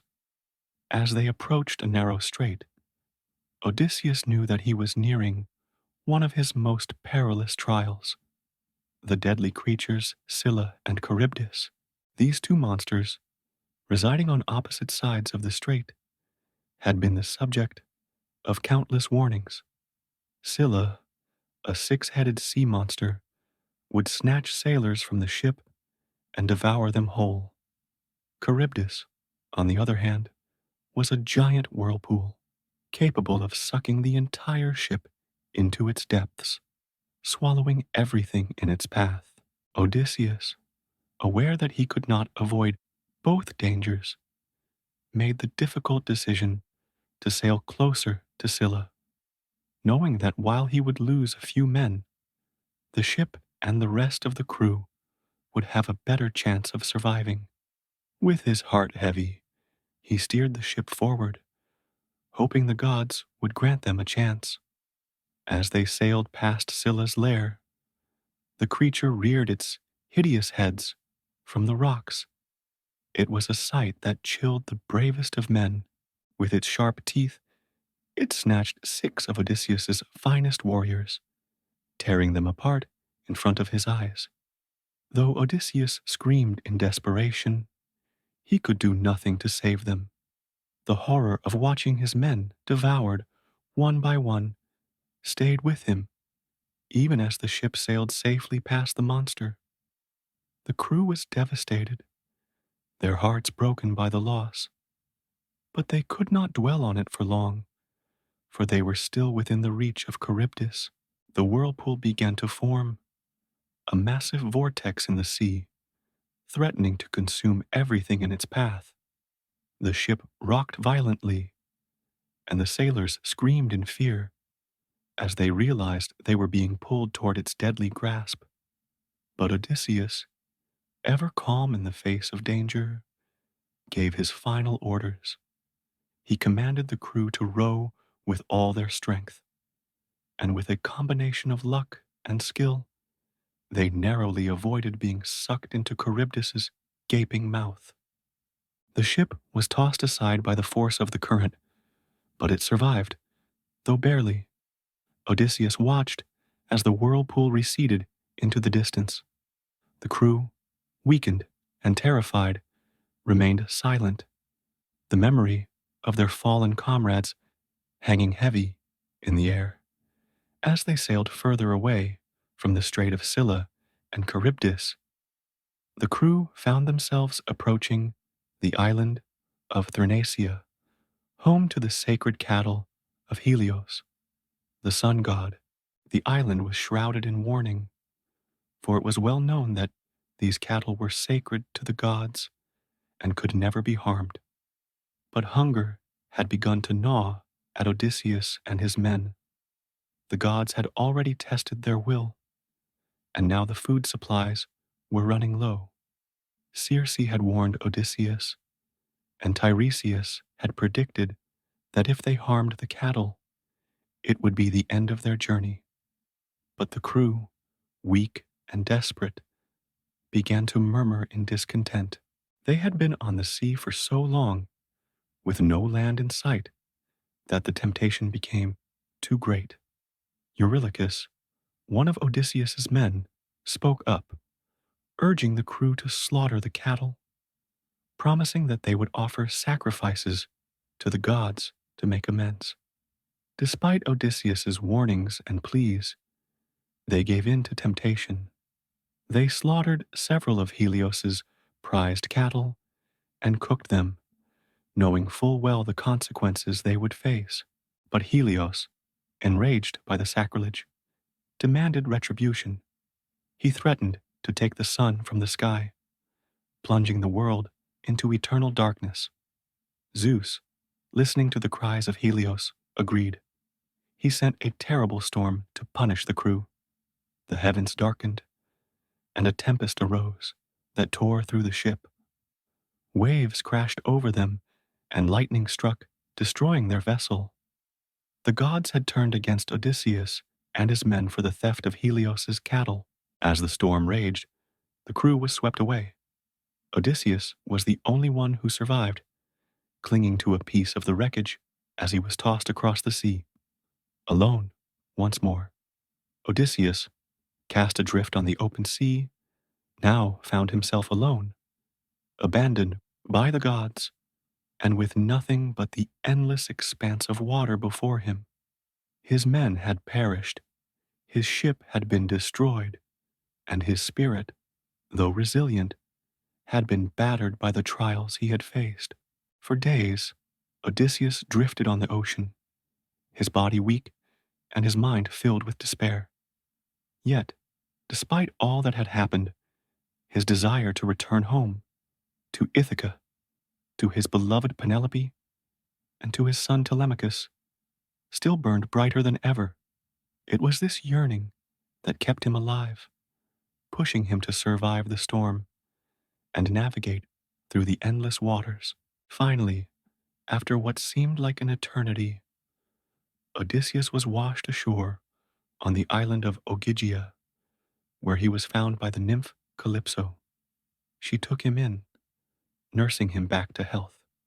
Calypso, enamored by Odysseus, fell in love with him and offered him immortality if he would stay with her forever. She kept him on her island for many years, promising him endless pleasures and eternal life. But Odysseus's heart remained steadfast. He could not forget Penelope, and the thought of his home and family never left his mind. Despite Calypso's love and the luxury she offered, Odysseus yearned to return to Ithaca. After much pleading, the gods intervened. Zeus, pitying the hero, ordered Calypso to release him, and though she was heartbroken, she complied. Odysseus built a raft, and with the help of the gods, he set sail once more, determined to fulfill the prophecy and return home. Odysseus, now stranded on the island of Ogygia, remained in the grasp of Calypso, a beautiful and powerful nymph who had fallen deeply in love with him. She kept him in her palace for 7 long years, offering him immortality and the comforts of her enchanted island. Every day, Odysseus was showered with luxury, but there was one thing he could never escape: his longing for Ithaca, his beloved wife Penelope, and his son Telemachus. Although Calypso's beauty and the pleasures of the island were tempting, Odysseus's heart was always torn. He could not forget the life he had left behind. Calypso had tried to convince him that he would never find happiness again if he left. But Odysseus's yearning for home burned brighter than any enchantment she could offer. He felt like a prisoner in paradise. His mind often wandered back to the days before the war, to the peaceful life he had shared with Penelope. He could not bear the thought that his kingdom and family were slipping further away from him with each passing day. His heart grew heavier with the years spent in isolation, knowing that he could not rest until he returned home. Finally, Zeus, moved by the endless suffering of Odysseus, sent the god Hermes to Calypso's island. Hermes, carrying Zeus' message, ordered Calypso to let Odysseus go. Reluctantly, Calypso obeyed, but she was heartbroken. She offered him a final farewell and provided him with supplies to build a raft for his journey. Though Odysseus was grateful for the help, his heart was full of sorrow at leaving the nymph who had cared for him. As he sailed away from Ogygia, Odysseus was filled with a renewed sense of purpose. His journey had taken far too long, but at last he could feel the shores of Ithaca calling to him. Despite his freedom from Calypso's island, Odysseus's journey was far from over. As soon as he set sail, Poseidon, still furious over the blinding of his son Polyphemus, saw an opportunity to take revenge. The sea god stirred up a mighty storm, sending waves crashing over Odysseus's fragile raft. For days, Odysseus struggled against the furious winds and waves. His strength, now worn thin by years of hardship, was tested like never before. His raft was smashed to pieces, and he was tossed into the sea at the mercy of the gods. As the storm raged on, it seemed that the end had finally come for the great hero. Yet, through sheer willpower, Odysseus clung to a piece of wreckage, and with the help of the sea nymph Leucothea, who appeared to him in the form of a goddess, he was guided safely to the island of Phaeacia, a place where the tides of fate would once again turn in his favor. Odysseus washed ashore on the beautiful island of the Phaeacians, who were renowned for their kindness and hospitality. The Phaeacians were ruled by King Alcinous and Queen Arete, and when Odysseus arrived, battered and broken from his trials, they took him in without hesitation. They gave him food, shelter, and clothing, and he rested in their palace, finally allowed a moment of peace after years of suffering. It was here that Odysseus told his story. Sitting before the Phaeacian nobles, he recounted the long journey that had brought him to their shores. He told them of the Trojan War, his cunning in using the Trojan horse to bring about the fall of Troy, and the countless trials he had faced since. The Phaeacians, moved by his words, listened in awe as he described his battles with the Cyclops, the seductive call of the sirens, and the dangers of Scylla and Charybdis. King Alcinous, impressed by Odysseus's tale and recognizing him as a hero, promised to help him return home. The Phaeacians gifted him a ship and a crew, and with their help, Odysseus set sail once more, the shore of Ithaca finally within reach. After years of wandering, Odysseus had finally returned to his beloved Ithaca. However, the journey was not over yet. When he stepped onto the shores of his homeland, he was not the triumphant king he once was. Athena, ever his guide and protector, cloaked him in a disguise, transforming him into an old beggar so that he could assess the situation at home without being recognized. Odysseus, now a shadow of the great warrior he once was, walked into his palace, unnoticed by all. Ithaca had changed in his absence.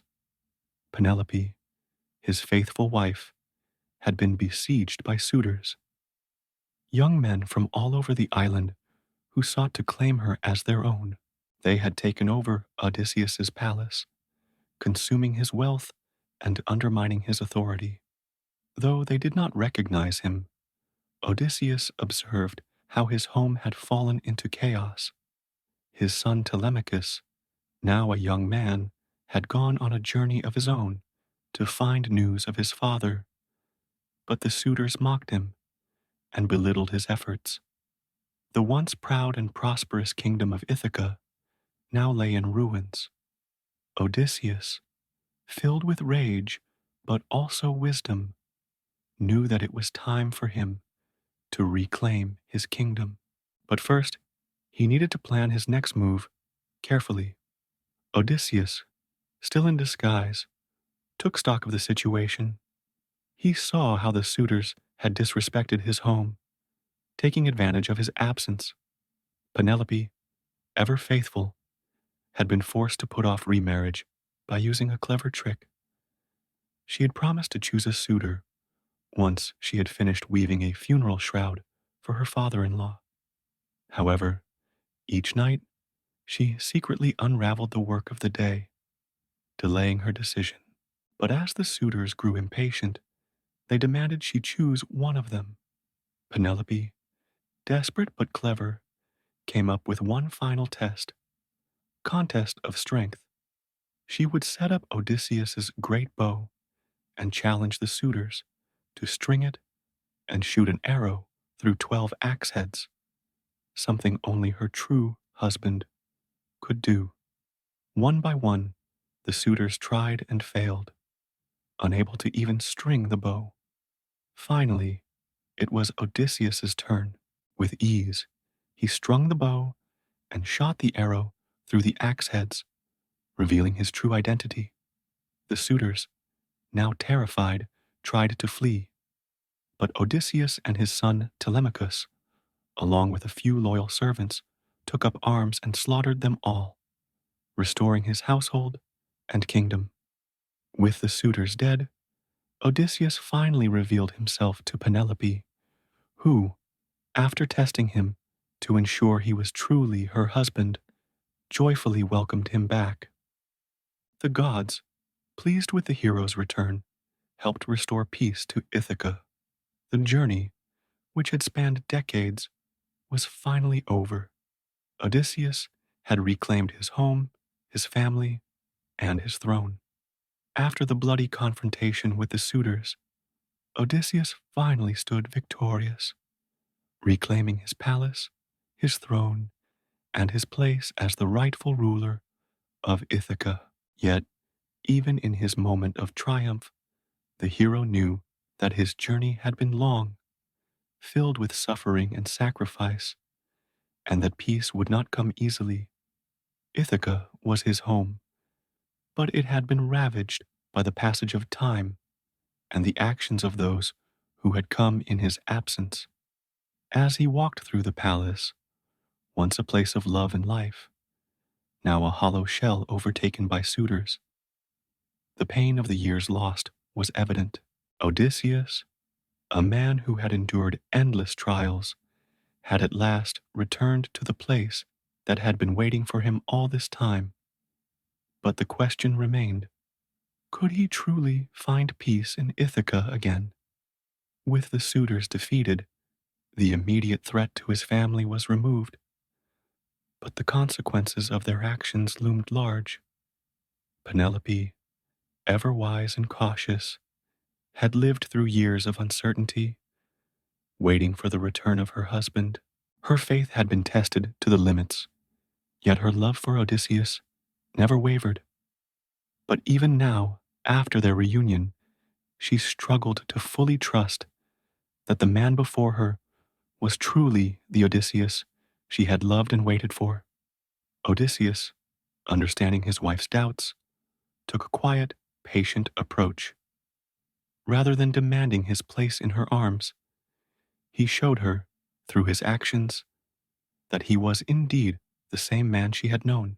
He took his time, speaking of their past, recounting shared memories, and ensuring that their bond would be rebuilt stronger than ever. Telemachus, too, had grown and changed in Odysseus's absence. His journey to find his father had transformed him from a young boy into a capable man. Now, Reunited with his father, Telemachus stood by Odysseus's side, both physically and emotionally. Together, they worked to restore order to Ithaca, clearing the palace of the remaining corruption left by the suitors and reclaiming their home. With the suitors gone, Odysseus and his family began the slow process of rebuilding Ithaca. The kingdom had been left in disarray. There were those who had sided with the suitors, those who had been corrupted by power and greed. Odysseus had to bring justice, not only to those who had wronged him, but also to those who had betrayed the island's people. But this was a different Odysseus, one who had learned, over the course of his long and tumultuous journey, the cost of vengeance and the value of wisdom. Rather than ruling with anger or fear, Odysseus sought to restore his kingdom with fairness and reason. He knew that the bloodshed that had been necessary to rid his palace of the suitors would be enough, and that further conflict would only breed more suffering. He called upon the elders of Ithaca and the people of the island to help him rebuild. The farmers, the craftsmen, and the warriors came together to restore the land to its former glory. Ithaca, though scarred by the actions of the suitors, began to heal under the watchful eyes of Odysseus, Penelope, and Telemachus. As with all things in the world of mortals, the gods had the final say. Athena, who had been Odysseus's protector throughout his journey, now stood by his side once more. She guided him, offering her wisdom and counsel, ensuring that the gods' favor remained with him. Athena's influence was key in helping Odysseus navigate the delicate process of reclaiming his throne and ensuring that peace would last in Ithaca. Zeus, too, looked favorably upon Odysseus. While he had been the cause of much of Odysseus's suffering through his many trials, the king of the gods now understood that the hero had earned his place among the mortals and the immortals alike. The gods had tested Odysseus in every way imaginable, and he had proven himself worthy. Zeus, in his wisdom, made sure that peace would reign in Ithaca, and that no more calamities would befall Odysseus.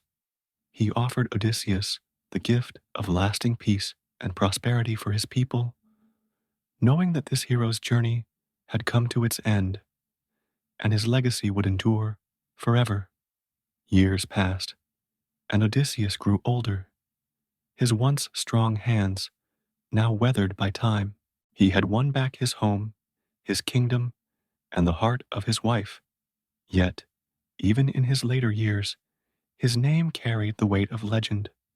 Stories of his 12-year journey, the trials, the monsters, and the gods who had challenged him continued to be told by bards and poets.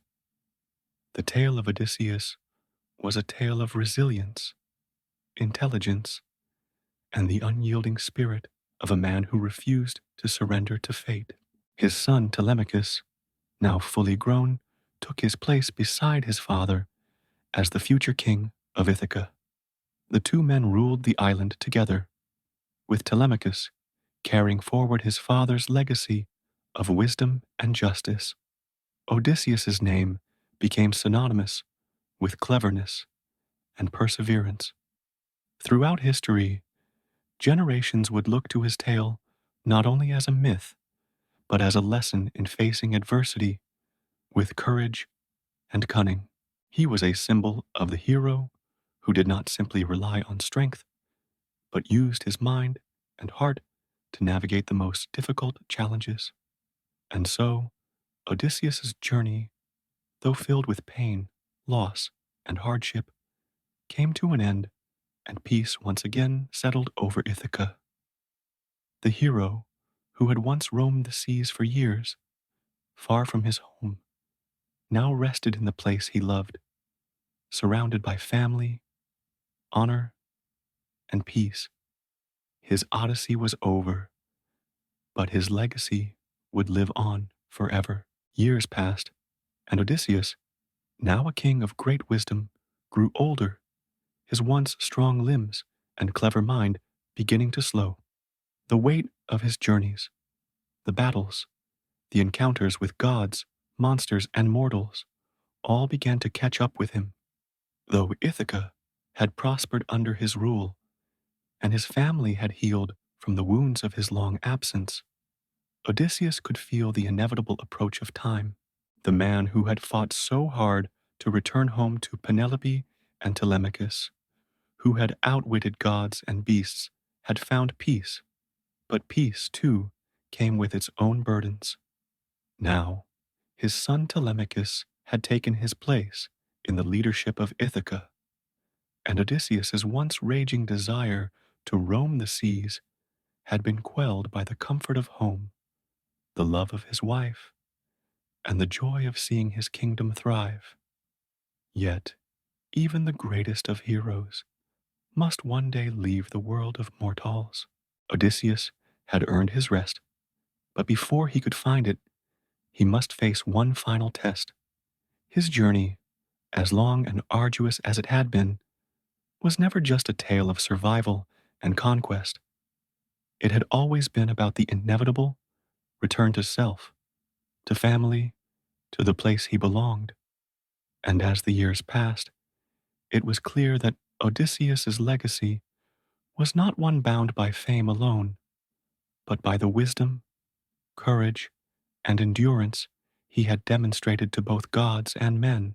In his final days, Odysseus would reflect on his life, not with regret or sorrow, but with gratitude. He had been given a long and tumultuous life, filled with love, loss, glory, and the gift of wisdom that only those who had wandered far could ever truly understand. His legend, he knew, would live on forever, not just in the songs of bards, but in the hearts of those who would carry his memory forward. It is said that the death of Odysseus was quiet, almost peaceful. After ruling Ithaca with honor and wisdom, he died not in battle, but in the embrace of time. Athena, his constant protector, was said to have guided him in his final days, ensuring that he passed from the mortal realm in peace, as befit a man who had earned immortality in both legend and in his actions. The gods, though they had tested him endlessly, now watched over him with respect. Zeus himself had granted Odysseus a place among the honored dead, and the hero's spirit was welcomed into the great halls of Olympus, where the gods would acknowledge him for the trials he had faced and the legacy he had built. There, among the divine beings, Odysseus found peace, not as a wandering hero, but as a god of his own kind. His death was marked by a quiet reverence. After all, how could such a man's passing not be noticed by the gods who had once plagued him? Now, they respected the journey he had made. Though Odysseus's mortal life came to an end, his name continued to echo throughout the world. The gods may have left their mark on his journey, but it was his own will, his own cleverness, that made him a legend. He had faced the wrath of Poseidon, outwitted the cunning sirens, defeated monsters, and turned even the most unfavorable odds into victory. He had survived not only the world's dangers, but the test of time itself. His story would be passed down through generations, inspiring not only warriors, but also those who sought wisdom, endurance, and love. Penelope, his ever-faithful wife, and Telemachus, his son who had become a man in his absence, carried on his legacy in Ithaca. The kingdom, once under siege by suitors, was now a place of peace and prosperity. Penelope, too, would be remembered as a woman of extraordinary patience and intellect, a partner worthy of Odysseus, and Ithaca, though small in size, became a symbol for all those who sought a place to belong, a place to return to after years of hardship. The island stood as a reminder that no matter the trials we face, there is always hope of returning home, of finding peace after the storm. Odysseus, a figure larger than life, is remembered not only for his accomplishments, but for the profound humanity that lay at the core of his epic. He was more than just a king or a warrior. He was a man who faced incredible odds, struggled with the gods, and in the end, triumphed by virtue of his cleverness, resilience, and love for his home and family. His journey is one that will forever be remembered, not just in tales of heroism, but as a story of returning home, of enduring the impossible for the ones you love, and of finding peace after long trials. Though Odysseus is no longer of this world, his legacy remains timeless. He has passed into myth, into legend, a beacon for all who seek to conquer the impossible and to return to the heart of what truly matters. He lives on not in the pages of ancient books, but in the hearts of those who believe that even after the longest journey, there is always a place to call home. With Odysseus, now immortalized among the gods, Ithaca began to flourish in the wake of his legendary returns. The peace that had been restored to the kingdom under his rule remained, as did the unity among his people. Telemachus, now the rightful heir, took the reins of the kingdom with wisdom gained from his father's example. He ruled not with the fury of battle, but with a mind sharpened by the lessons of the past, understanding that the true strength of a leader came not from conquest, but from the ability to unite people and lead them toward prosperity. Penelope, the ever diligent and intelligent queen, remained a symbol of grace and wisdom, her love for Odysseus eternal. Together with Telemachus, she ensured that Ithaca would remain a place where peace reigned, where the lessons of the past were not forgotten, and where Odysseus's legacy lived on. Though Odysseus had passed from the world of mortals, the tale of his life continued to be told. Poets and bards from all over the Mediterranean region would recount his adventures, from his great feats during the Trojan War to his trials on the seas and his eventual return home to Ithaca. His name became synonymous with resilience, cleverness, and endurance, an eternal reminder that no matter how impossible the journey, a hero could always find his way home. In the centuries that followed, Odysseus' story inspired countless heroes who came after him. His journey, though fraught with peril, offered a model for how to confront and overcome challenges. In his cleverness and resourcefulness, he became the archetype of the hero who did not rely solely on brute strength, but on his intellect and adaptability. His ability to navigate not just physical battles, but also emotional and moral dilemmas made him an enduring symbol of the multifaceted nature of heroism. Many warriors, philosophers, and leaders looked to Odysseus's journey for guidance. From the warriors of the Roman Empire to later leaders in Greece, the story of Odysseus's trials helped to shape the ideals of bravery, intelligence, and perseverance that were central to the cultures of the Mediterranean. In Greek culture, Odysseus became more than just a hero in an epic poem. He became a symbol of the journey itself. His tale represented the struggles that all people face in life, whether those challenges are external or internal. His battles were not just against monsters and gods, but against the very forces that make us question our identities, our purpose, and our place in the world. In the temples, the theaters, and the forums of ancient Greece, statues of Odysseus were erected, honoring his wisdom and his long suffering endurance.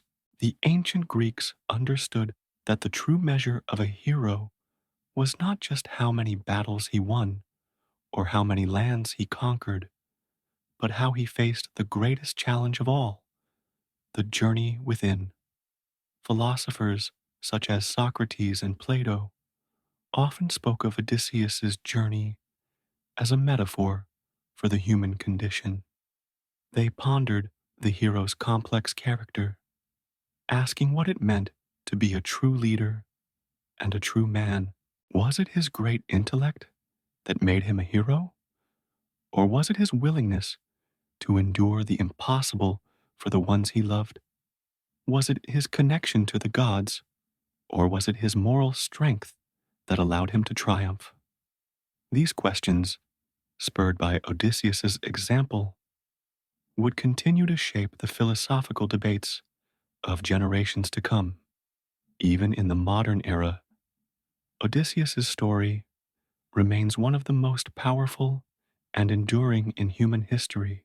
His journey is not just a tale of ancient myth, but a timeless narrative that continues to resonate with audiences across the globe. From literature and theater to film and art, Odysseus's story has been adapted, retold, and reimagined in countless ways, each interpretation shedding new light on the complexity of the hero's character. James Joyce's Ulysses, a novel that takes inspiration from the Odyssey, presents a modern day version of the hero's journey, where the protagonist, Leopold Bloom, navigates the trials and tribulations of his own life. The story draws parallels to Odysseus's long journey, transforming it into a reflection of the challenges we all face as we search for meaning and purpose in our lives. Odysseus's journey has inspired writers, poets, filmmakers, and artists to think about the nature of heroism, fate, and the human condition. His tale serves as a constant reminder that no matter the obstacles we face, we can always find our way back home or redefine our home when it seems lost. It is this theme of return and reconciliation, the desire to find one's place in the world, that makes Odysseus one of the most relatable and human heroes ever created. Though Odysseus is no longer a mortal man, his kingdom of Ithaca remains a symbol of hope and redemption.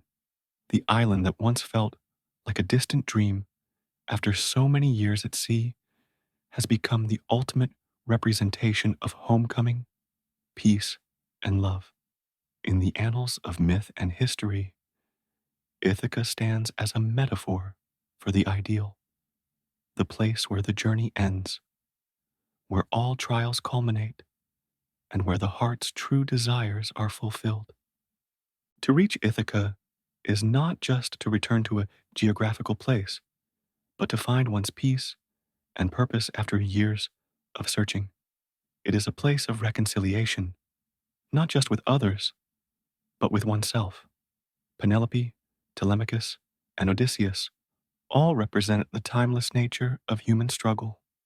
Their story is not one that ends in death or destruction, but in renewal and continuity.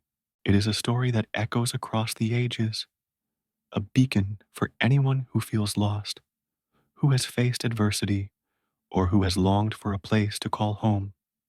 And so, the Odyssey continues to live on, not just as a tale of a hero, but as a reflection of the human journey itself.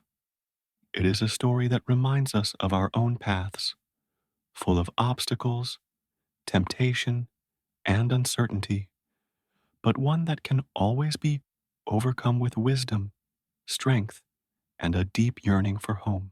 As the years passed, Odysseus's rule over Ithaca solidified into one of peace, stability, and prosperity. The once war-torn island, ravaged by the chaos of suitors and the trials of a long journey, now flourished under the combined efforts of Odysseus, Penelope, and Telemachus. The island became a symbol of what could be achieved through resilience and unity, qualities embodied by Odysseus himself. Penelope, though never fully forgetting the trials of her long wait for Odysseus's return, found comfort in his presence. She had endured the loss of hope for so long, but now, with Odysseus back at her side, she knew peace. Their love, tested by time and distance, had endured every challenge the gods had thrown their way. As they aged together, they became symbols of unwavering commitment. Telemachus, now fully grown, took on the mantle of leadership alongside his father. Odysseus, no longer a warrior fighting battles at sea, took joy in watching his son rule wisely, just as he had taught him. The father and son worked together to ensure that Ithaca remained a place where wisdom, justice, and strength prevailed. But even as they found peace, the shadow of Odysseus's past continued to loom. His story was not one that was easily forgotten. It was not just the people of Ithaca who admired him, but heroes and warriors from far and wide. From distant lands, sailors would come to hear of Odysseus's legendary return. They came not just for tales of monsters, gods, and war, but for the deeper lessons he imparted. Across the ancient world, Odysseus became a living myth. His story spread beyond the shores of Ithaca, and generations of scholars, poets, and philosophers would forever be influenced by his journey. His story was not simply one of victory, but of the human spirit's resilience and the power of intelligence over strength. In the cities of Greece, in the halls of philosophers, and in the hearts of those who faced trials of their own, Odysseus's name lived on. He became the model of a hero who did not conquer through brute force alone, but who triumphed by outthinking his adversaries, by enduring endless challenges, and by never losing sight of the importance of home, family, and loyalty. He was the epitome of human potential. Flawed, yes, but strong in his perseverance. Socrates and Plato reflected on Odysseus as a figure who faced the greatest challenge, the challenge of mastering oneself. His voyage was as much a journey into the heart of man as it was a journey into unknown lands. Homer, whose tales of the Iliad and the Odyssey would transcend time, immortalized Odysseus as the central figure in understanding the human condition. As the world of mortals changed, the story of Odysseus did not fade. Even with the passing of generations, Odysseus became a touchstone for what it meant to live a meaningful life. His struggles, his fight against fate, his encounters with monsters, and his perseverance in returning home were a mirror for the challenges that humanity faces on a daily basis. He had not only survived the wrath of gods and beasts, but had triumphed because of his wit, his determination, and his love for his home and family. His journey, both literal and metaphorical, was understood as a continuous cycle of growth and self-discovery. It was not just about reaching Ithaca, but about the personal evolution that occurred along the way, the learning that took place with every trial and every loss. And like every hero's journey, Odysseus's story was ultimately a reflection of the human desire for redemption and return. With time, Odysseus' story became so intertwined with the mythology of the gods that his fate and legacy could no longer be separated from theirs. In the grand halls of Olympus, even the gods spoke of him with respect. They recognized that Odysseus had defied their will, faced their trials, and in the end earned his place among them, not as a mere mortal, but as a hero worthy of their reverence. In one final mythic gesture, Athena, ever his patron and protector, granted him the honor of being remembered not just in legend, but in the skies above. To honor his enduring strength, wisdom, and perseverance, the stars themselves took his name.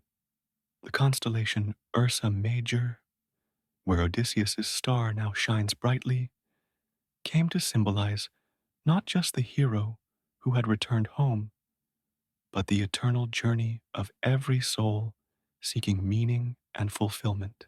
Odysseus' death was not a violent one, nor did it come from any dramatic battle. He passed peacefully in his old age, with Penelope at his side. His final years were filled with the contentment of seeing his son mature into a wise ruler, and with the comfort of knowing that the kingdom of Ithaca would endure for many generations to come. The stories of his legendary journey lived on in the mouths of bards and poets, but his final peace came not from the adulation of others, but from the quiet contentment of having returned home. He had fought and suffered, outwitted gods and monsters, lost everything, and regained it. But in the end, the hero had achieved what he set out to do. He had returned to the love of his life and to the place he had always called home. Ithaca, the small island that had witnessed the most epic of journeys, remained forever etched in the annals of mythology.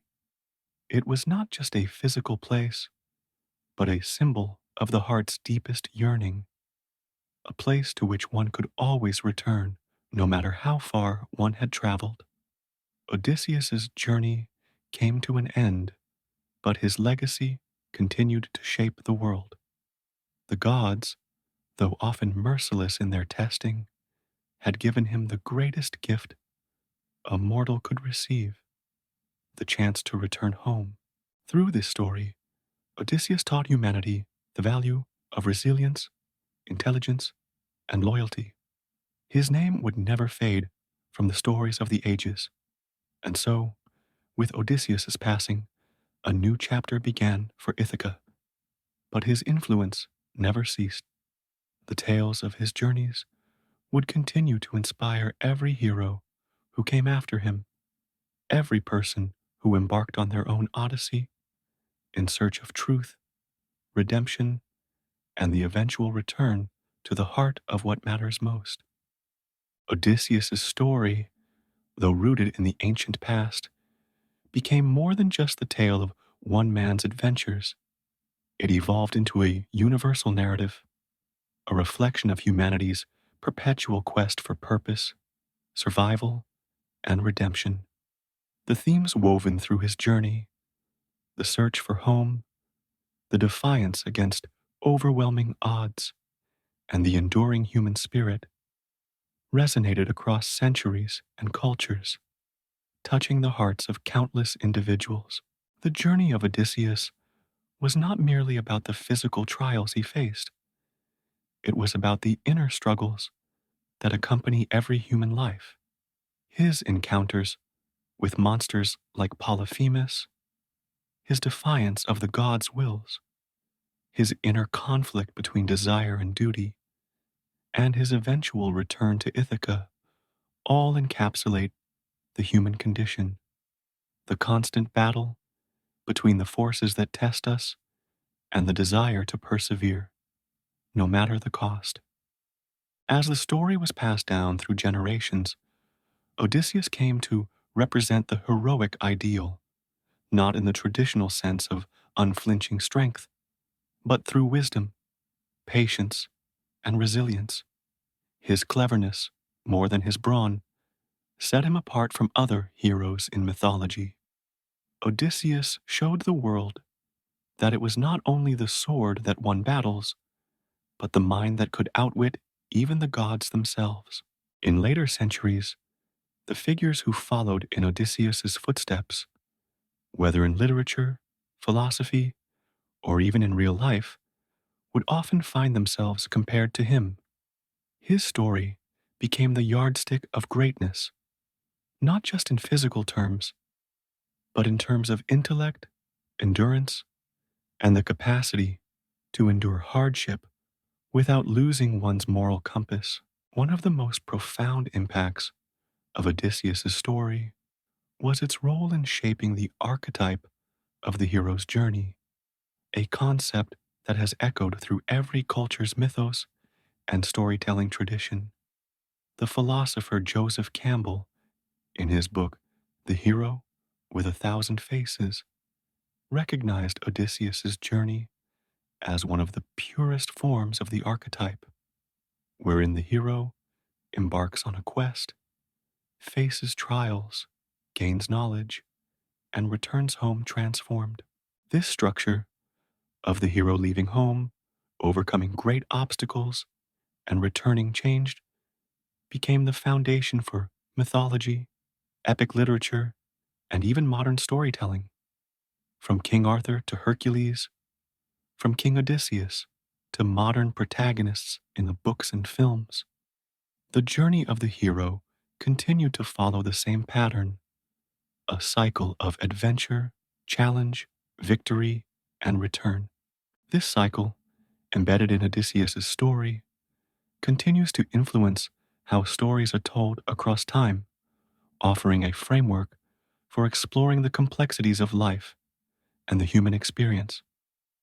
Through the lens of Joseph Campbell's monomyth, Odysseus' journey has become a universal template for the hero's arc, an exploration of how human beings confront the unknown, grow through hardship, and ultimately find peace, even if that peace requires great sacrifice. The story of Odysseus is one that demonstrates the transformative power of trials, showing that the trials themselves are not the end, but the beginning of true self discovery.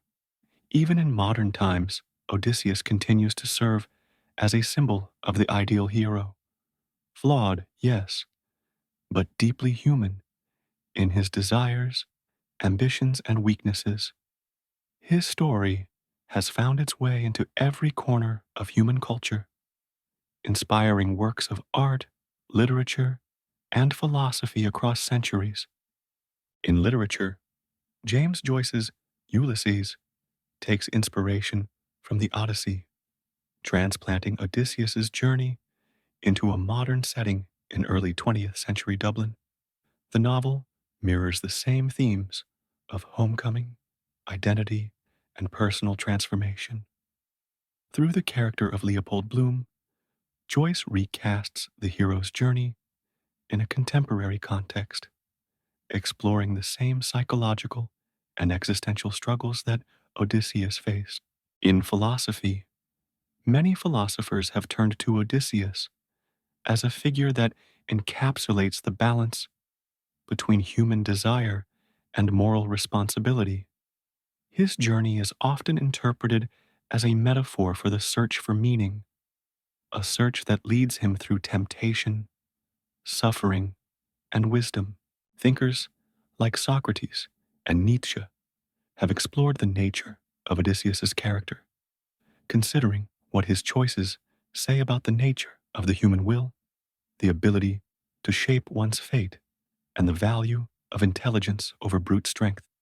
In art, Odysseus's image has inspired countless works of art throughout history, from ancient Greek vases depicting his encounters with Circe and the sirens, to the Renaissance masterpieces illustrating his return home. Odysseus has been a subject of fascination for artists. The timeless nature of his journey ensures that his face, whether painted or sculpted, continues to captivate audiences today. Ithaca, the island that had once been Odysseus's final destination, came to symbolize much more than a geographical location. In the Greek mind, Ithaca represented the ultimate goal of the soul's journey. It was the place where everything a hero sought, the comfort of home, the end of the quest, the resolution of struggle, could be found. Ithaca was not merely a place but a metaphor for the journey's end, a return to one's true self, to the heart of what truly matters. In many cultures, Ithaca has become synonymous with the idea of home itself, whether that home is a physical place, a state of mind, or an emotional space. The hero's return to Ithaca symbolizes the fulfillment of the self, the acceptance of one's journey, and the reward for enduring hardships. The powerful theme of returning home resonates universally. It speaks to every person's desire to overcome obstacles and reach a place of peace and belonging. Odysseus's return to Ithaca is a symbol of hope, the belief that no matter how far we wander, no matter how many trials we face, we can always find our way home. Odysseus's story, though rooted in the epic and the mythological, provides an insightful reflection of the human condition. His journey is not just one of physical travel, but an exploration of the deepest facets of humanity. The pursuit of wisdom, the struggle with inner demons, the weight of responsibility, and the search for meaning in a world full of uncertainty. Odysseus's many trials were not only battles with gods and monsters, but with himself. He wrestled with the temptation of the sirens, the fear of Scylla and Charybdis, and the lure of immortality offered by Calypso. These tests, each more difficult than the last, are symbolic of the internal struggles that every individual faces throughout their life. Whether it's resisting the allure of easy comfort or persevering through the darkest moments of despair, Odysseus represents the human fight to balance desires with duty and temptation with virtue. His story teaches us that the greatest challenge of all is to confront and overcome our own weaknesses. Odysseus does not always succeed in avoiding temptation, but he learns from his mistakes, evolves, and ultimately grows stronger. This is the essence of human experience: to learn, to stumble, to rise again. One of the defining qualities that sets Odysseus apart from other heroes is his reliance on intelligence and cunning rather than brute strength. While many other heroes, such as Hercules, achieved their legendary status through physical feats, Odysseus's greatness lies in his ability to outthink his opponents and navigate through complex situations. His survival was often not guaranteed by his sword, but by his mind. His victory over Polyphemus, the Cyclops, is a perfect example of this. Rather than fighting the beast with strength, Odysseus outwits him, using his knowledge of strategy and deception to blind the monster and escape. Similarly, his handling of the sirens, tying himself to the mast while his men blocked their ears, is a testament to his cleverness in dealing with danger. Through Odysseus, we learn that intelligence and adaptability can often lead to victory in the face of overwhelming odds.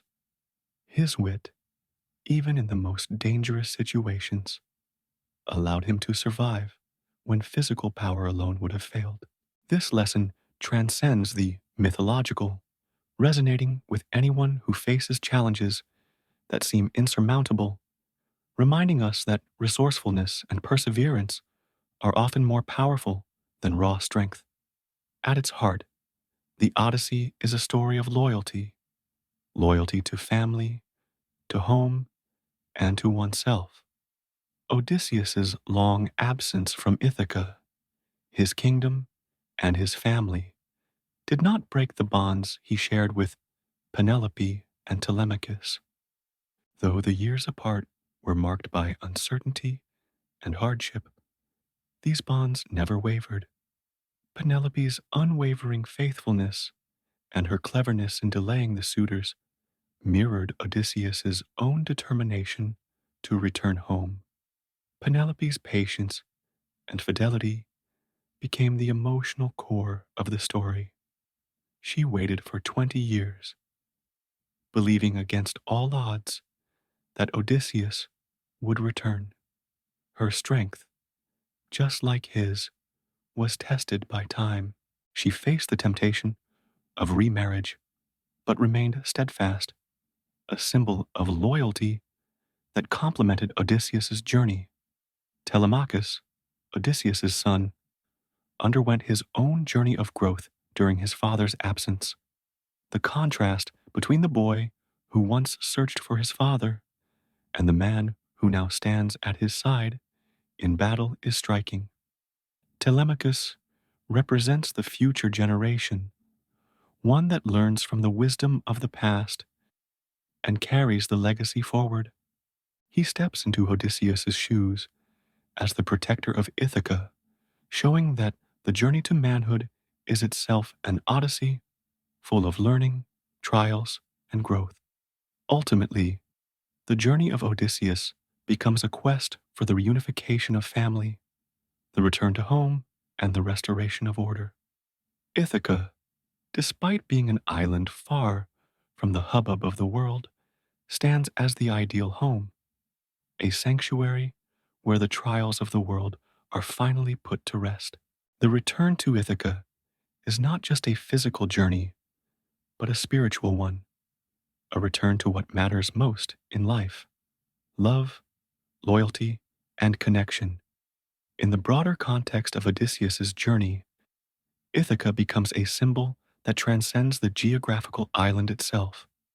It represents every person's search for fulfillment, for peace, and for purpose. Ithaca is not simply a place on a map, but a destination of the soul. It is the place where one returns after facing the challenges of life, after confronting the monsters within and without, and after enduring the trials that shape the person into who they are meant to become. In modern times, we often speak of Ithaca as a metaphor for the goals we pursue and the ideals we seek to reach.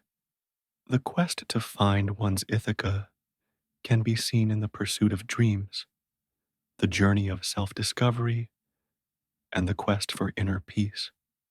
Odysseus's return to Ithaca shows that no matter how long the journey may take, no matter how many obstacles arise, there is always the possibility of return. There is always the hope that at the end of the road, there is a place where we truly belong. Ithaca, in this light, serves as a reminder that the journey itself is as important as the destination. The lessons we learn, the people we meet, and the obstacles we overcome along the way shape us into the individuals we are destined to become. As much as Odysseus longed for Ithaca, his true transformation came not through his return, but through the trials he faced and overcame during his journey. Odysseus's story, though ancient, remains relevant today. The values of endurance, wisdom, and loyalty resonate just as strongly now as they did in ancient Greece. The challenges of life, loss, longing, temptation, and survival are universal. Each person's journey mirrors Odysseus in some way. We all encounter obstacles, suffer losses, and sometimes wonder if we will ever find our way home. But the journey, like Odysseus's own, is part of the human experience.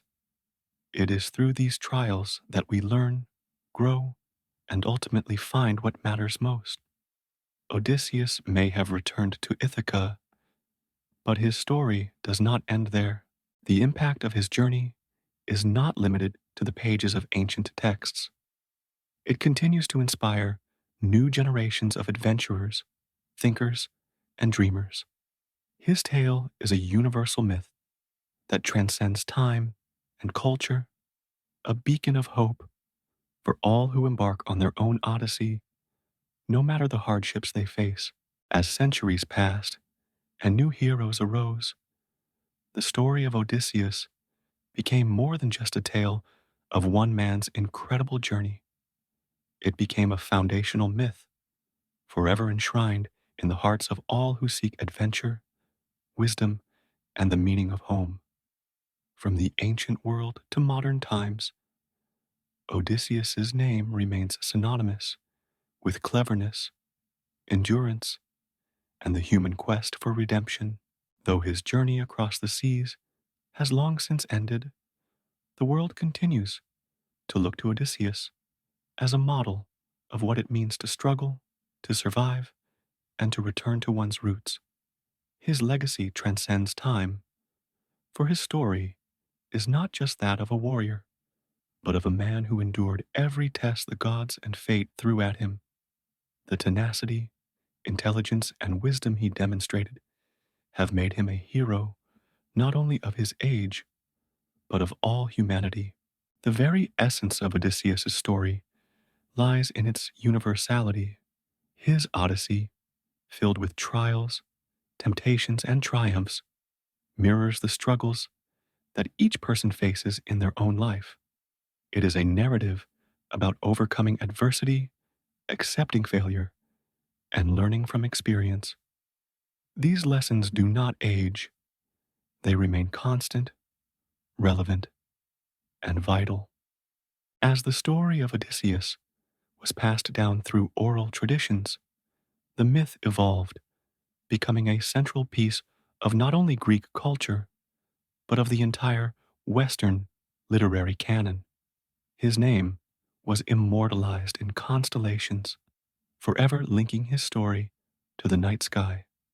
The constellation of Ursa Major, where Odysseus's star shines brightly, became an enduring symbol of his eternal journey. To gaze upon these stars was to be reminded of the journey that lives in every soul. Just as Odysseus was never truly far from his home, his story, told and retold by countless generations, became a part of the cultural heritage of humanity. The gods may have had their part in his fate, but it was his humanity, his ability to think, to feel, and to adapt that made him not just a hero, but a timeless symbol of the human spirit. In every corner of the world, from ancient Greece to the far reaches of the modern world, Odysseus's influence continues to inspire artists, writers, philosophers, and dreamers. Every epic tale of adventure, heroism, and sacrifice is in some way indebted to Odysseus's journey and the profound insights his story offers into the human experience. While Odysseus's return to Ithaca brought peace and resolution to his own life, it is also a reminder of the ongoing journey of all heroes. The hero's return is a symbol of fulfillment, the quest not only for victory over external forces, but for inner peace and understanding. Odysseus's journey was not just about physical distance, it was about self-discovery, about confronting his past actions, and about reconciling his identity with his destiny. Yet, the true power of Odysseus's return lies in the impact of his journey on others. He showed that it is not only the individual who benefits from enduring trials, but the community as a whole. Through his eventual triumph, he not only restored order to Ithaca, but also set an example for generations to come. The hero's return is a beacon of hope for all who seek purpose and understanding in their lives. Odysseus's return and restoration of Ithaca is a story that continues to inspire those who struggle with the uncertainties of life. His legacy speaks to family, loyalty, sacrifice, and hope. In his very journey, he embodied what it means to remain grounded even when faced with the greatest trials, to be wise in the face of temptation, and to never lose sight of one's ultimate goals. In the centuries that followed, the story of Odysseus inspired countless figures who aspired to greatness. Homer, the poet who captured Odysseus's life and challenges, laid the groundwork for epic storytelling for generations. Heroes and leaders from various cultures would draw inspiration from the legendary qualities of Odysseus, his resilience, intelligence, and ability to overcome seemingly insurmountable odds.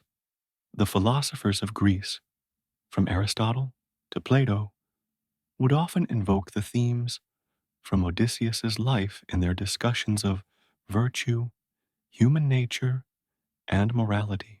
The greatest thinkers of the ancient world recognized that Odysseus was not just a mythical figure, but a reflection of humanity itself. His choices, his wisdom, and his flaws became a metaphor for the journey of every individual. The idea of the heroic ideal, as expressed through Odysseus, would live on, evolving through the works of the Romans, Renaissance scholars, and eventually influencing writers like Virgil, Dante, and Shakespeare.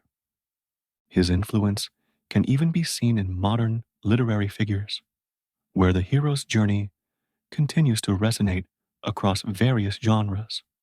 Odysseus's legacy is not confined to the pages of the ancient texts.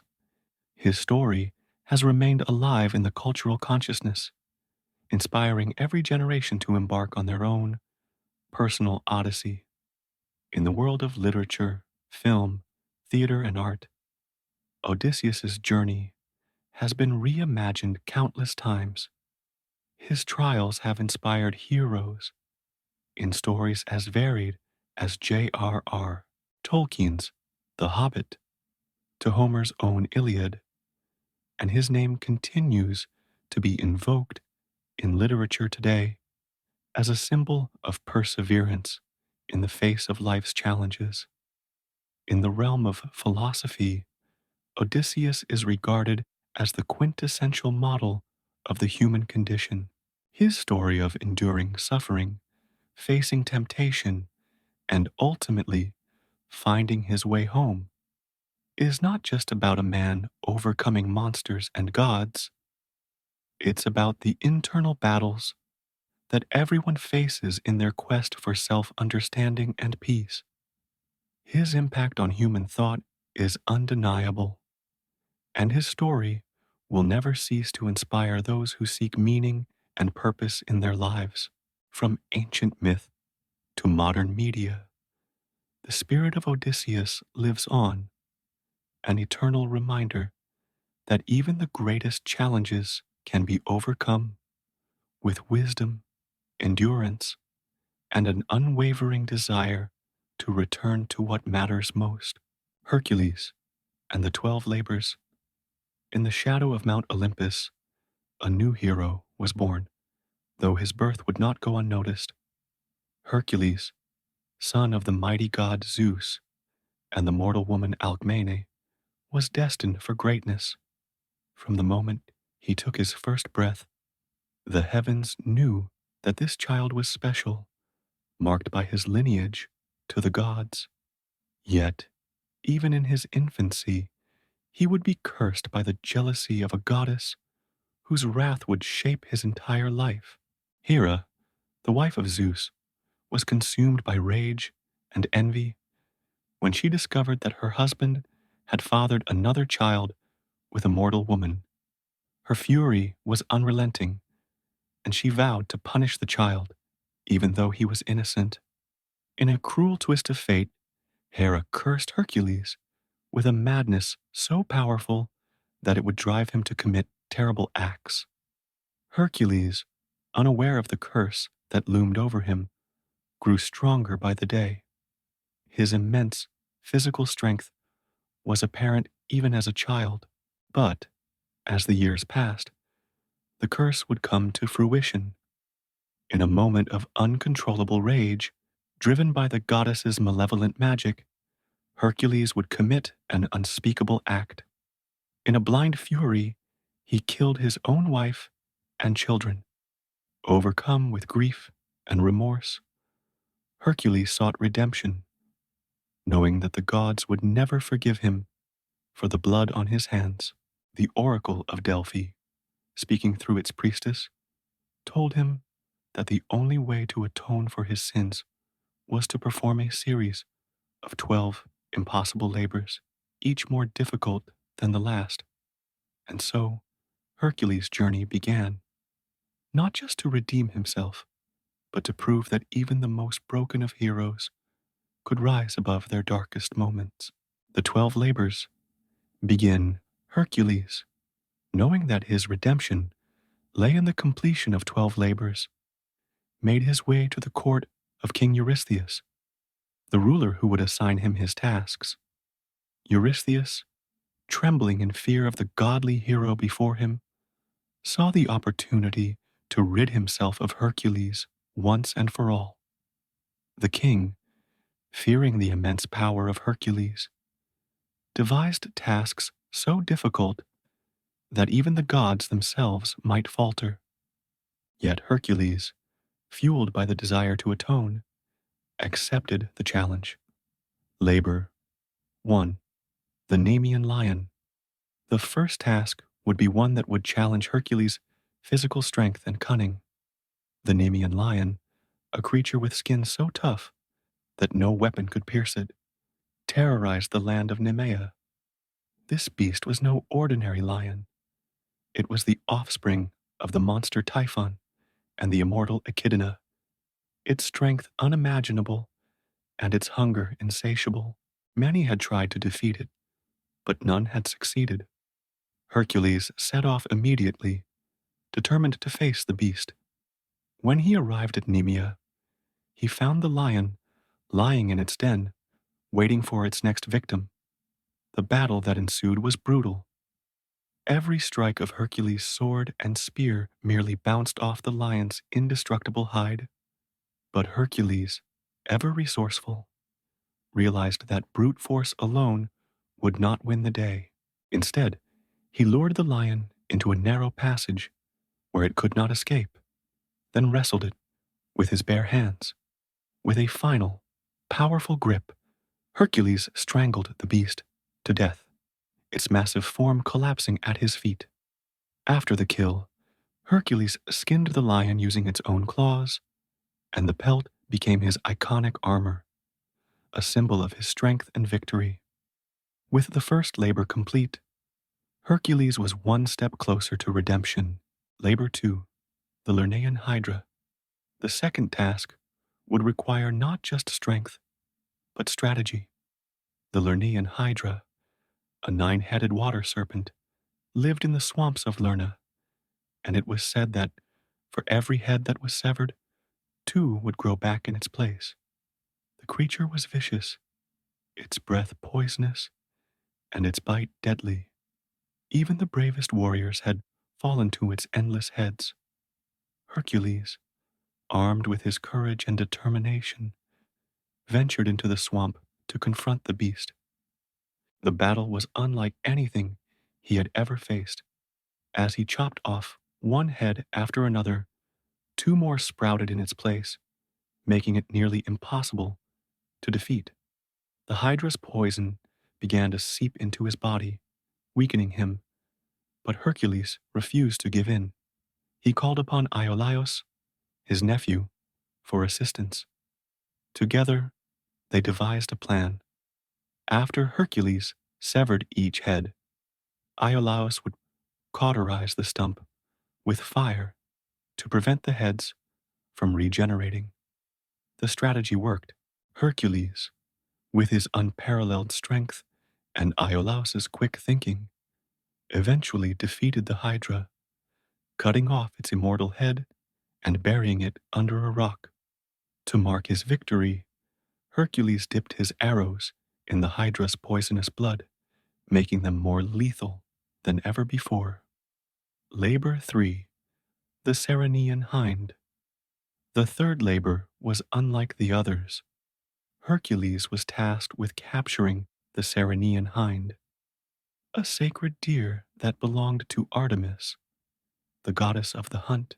The creature was fast, almost impossible to catch, and its golden antlers and hooves were said to possess magical properties. It was also deeply beloved by Artemis, making the task all the more perilous. Hercules pursued the hind for over a year, chasing it through forests, across rivers, and over mountains. But the more he chased, the faster the deer seemed to become. Yet Hercules, undeterred by the difficulty of the task, eventually cornered the hind and captured it without harming it, knowing that Artemis's wrath would be swift if he did. When Hercules brought the hind back to Eurystheus, the king demanded that he kill the deer, but Hercules wisely refused. He returned the hind to Artemis, who was pleased with his respect for the creature and allowed him to complete the task without punishment. Labor 4. The Erymanthian Boar. For the fourth labor, Hercules was commanded to capture the Erymanthian boar, a massive beast that terrorized the region of Erymanthos. The boar was a force of nature, charging through villages and fields, destroying everything in its path. Hercules tracked the boar into the snow-capped mountains, where the creature had taken refuge. After a long and exhausting chase, Hercules trapped the boar in a snowbank. Using his strength, he dragged the beast back to Eurystheus, who, terrified of the boar, ordered Hercules to release it. Certainly. Let's continue with the next part of Hercules and the 12 labors. Labor 5. The Augean Stables. The fifth labor was one of the most difficult and seemingly impossible tasks Hercules would face. He was ordered to clean the Augean stables, a vast complex of stables where King Augeas housed thousands of cattle. The stables had not been cleaned in decades, and the sheer amount of filth and waste was so overwhelming that it seemed an insurmountable challenge. The task was not just about strength, but ingenuity. Hercules knew that simply attempting to shovel the manure by hand would be a futile effort. So, he used his mind to solve the problem. He diverted two nearby rivers, Alpheus and Peneus, to flow through the stables, using the natural force of the water to wash away the filth and clear the space in a single day. The sheer scale of the task was remarkable, and even King Augeas was astonished at the feat, though he refused to reward Hercules as promised. This act of brilliance demonstrated that Hercules' power wasn't just physical, but also strategic. Labor 6. The Stymphalian Birds. For the sixth labor, Hercules was tasked with defeating the Stymphalian birds, a group of dangerous creatures with sharp, metallic feathers that could be launched at their enemies. These birds lived near a lake in Arcadia, and they were a menace to the local population, attacking with terrifying accuracy and swarming anything in their path. The task seemed impossible. No weapon could easily pierce their deadly feathers. But again, Hercules relied on his wit. He was given a pair of bronze castanets by Athena, the goddess of wisdom, which could produce a sound so loud and powerful that it would scare the birds out of their hiding places. As the birds flew into the air, panicked by the sound, Hercules used his arrows to shoot them down, one by one, until the entire flock was defeated. Labor 7. The Cretan Bull. The seventh labor brought Hercules to Crete, where he was commanded to capture the wild Cretan bull. This bull was massive and had been wreaking havoc on the island, and it was said to be the father of the Minotaur, the beast of the labyrinth. Though the bull was incredibly strong and violent, Hercules was able to overpower it with his immense strength, using his bare hands to subdue the creature and bring it back to King Eurystheus. Upon his return, Eurystheus was so terrified by the bull's strength that he ordered it to be set loose, where it eventually became part of the great myth of the Minotaur. But Hercules had once again completed the task, and his fame continued to grow. Labor 8. The Horses of Diomedes. For the eighth labor, Hercules was tasked with capturing the horses of Diomedes, a herd of man-eating horses owned by King Diomedes of Thrace. These horses were wild and had been fed on the flesh of humans, making them both fierce and dangerous. Hercules knew that this would be a brutal task, but he approached it with the same determination and strength that had guided him through the previous labors. Hercules first defeated Diomedes and his soldiers, subduing the king's forces and gaining control of the horses. As the horses were wild and unruly, Hercules decided to feed them their master, Diomedes, in order to calm them down. With their appetites sated, the horses became tame, and Hercules was able to bring them back to Eurystheus. Labor 9. The Belt of Hippolyta. The ninth labor brought Hercules into the heart of the Amazonian territory, where he was tasked with obtaining the magical belt of Hippolyta, the queen of the Amazons. The belt, made of golden leather, was a symbol of her power and was highly coveted. While Hippolyta was initially willing to give it to Hercules, Hera, ever the instigator of discord, spread rumors that Hercules intended to steal the belt.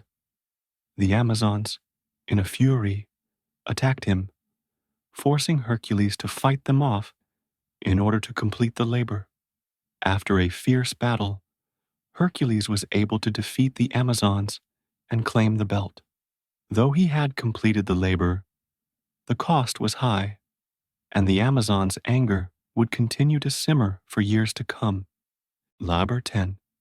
The Cattle of Geryon. The 10th labor sent Hercules to the distant island of Erythea, where he was tasked with retrieving the cattle of Geryon, a three-bodied, three-headed monster who lived there.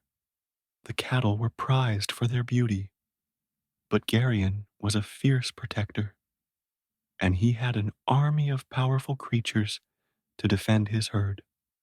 The journey itself was long and perilous, and Hercules had to overcome treacherous terrain and fierce opposition to even reach Geryon's land. Once there, Hercules faced off with Geryon, battling the creature and his two heads in a duel of strength. He defeated Geryon, using his strength and his weapons, and took the cattle back to Eurystheus. On his journey home, Hercules encountered further challenges, including an attack by Hera, who sent a herd of gadflies to scatter the cattle. But with his perseverance and skill, Hercules managed to return with the herd, completing the task. Labor 11. The Apples of the Hesperides. The 11th labor required Hercules to retrieve the apples of the Hesperides, golden apples that were kept in a garden at the edge of the world. The apples were guarded by a dragon Ladon, and the nymphs, known as the Hesperides. These apples were a gift from Gaia, the earth, to Hera on her wedding day, and they were said to grant immortality. Hercules knew this would be one of his most difficult challenges, as the garden was not easily accessed. He was not only forced to deal with the dragon, but also to navigate the labyrinthine paths of the garden. Hercules, aided by Atlas, the Titan who held up the sky, was able to acquire the apples. He held the sky for Atlas while the Titan retrieved the apples. And when Atlas returned, Hercules outwitted him and escaped with the apples. He brought them back to Eurystheus, completing another impossible task. Labor 12, the capture of Cerberus. The final labor would be the most dangerous and the most daunting. Hercules was commanded to capture Cerberus, the three-headed dog who guarded the gates of the underworld. Cerberus was a creature of immense strength and ferocity, and no one, mortal or divine, could pass him without permission. But Hercules, driven by his desire for redemption, ventured into the depths of the underworld itself. With the guidance of Hades and Persephone, he was granted permission to capture Cerberus. Hercules, relying on his strength and his courage, managed to subdue the beast with his bare hands, eventually dragging the monster back to Eurystheus. The task was the final challenge in his series of labors, and upon its completion, Hercules had proven himself to be a hero worthy of immortality. With the completion of the 12 labors, Hercules had redeemed himself and earned his place among the gods. Though his journey had been long and filled with trials, it had also been one of growth, sacrifice, and perseverance. He had fought not only monsters and gods, but also the darkness within himself. Hercules was granted immortality by Zeus, and his legacy would live on as one of the greatest heroes in Greek mythology. His strength, courage, and wisdom became symbols of what it meant to face impossible odds and rise above them. Hercules' story was told for generations, inspiring heroes and adventurers for centuries. He was a hero who, through the sheer force of will, triumphed over his fate, a symbol of redemption and the power of the human spirit. Certainly, let's continue exploring the legacy of Hercules in a more detailed manner. After completing the 12 labors, Hercules had not only redeemed himself for the terrible crimes he had committed under Hera's curse, but had also earned a place among the gods themselves. The moment of his final labor, the capture of Cerberus, marked the true end of his journey, both physically and spiritually. It was a victory that transcended mere strength and endurance. It was a triumph of the soul. Upon returning to the mortal realm after his final labor, Hercules was celebrated as a hero, not just by mortals, but by the gods as well. His 12 labors had proven that he was more than just a demigod born of strength and divine lineage. He had shown that even a mortal could rise above the darkness and achieve greatness. Despite his deeds, the trials Hercules faced were not easily forgotten. Though he had proven his worth in the eyes of Zeus and his fellow gods, he still carried the weight of his past actions. The sins he committed in his madness, though now purged by his triumphs, would forever be a part of his journey, a reminder of the cost of greatness. Zeus, ever proud of his son, granted Hercules the ultimate reward for his efforts, immortality. No longer would Hercules be bound by the limitations of a mortal life. He was made an official member of the Olympian gods and was given a place among them on Mount Olympus. But as he ascended to his new divine status, Hercules did not forget the mortals who had worshipped him, nor did he forget the pain of his past. He had once been a mortal, and his strength, though now boundless, was always grounded in the human experience of loss, love, and redemption. Zeus, seeing that his son had undergone an incredible transformation, welcomed him with open arms. But he also reminded Hercules that even among the gods there was still much work to be done. The heavens, though ruled by the gods, were still a place of turmoil, politics, and power struggles. And even in his newfound divinity, Hercules would need to take his place in the divine order. Yet there was peace within Hercules now. He had atoned for his past, and in doing so, had become an even greater hero than any of the gods had ever anticipated. Though Hercules had earned immortality, not all of his challenges were behind him. The gods were often fickle, and even the most accomplished heroes could find themselves caught in new challenges. Despite the divinity granted to him, Hercules found himself pulled into the constant battle between good and evil that defined the world of the gods.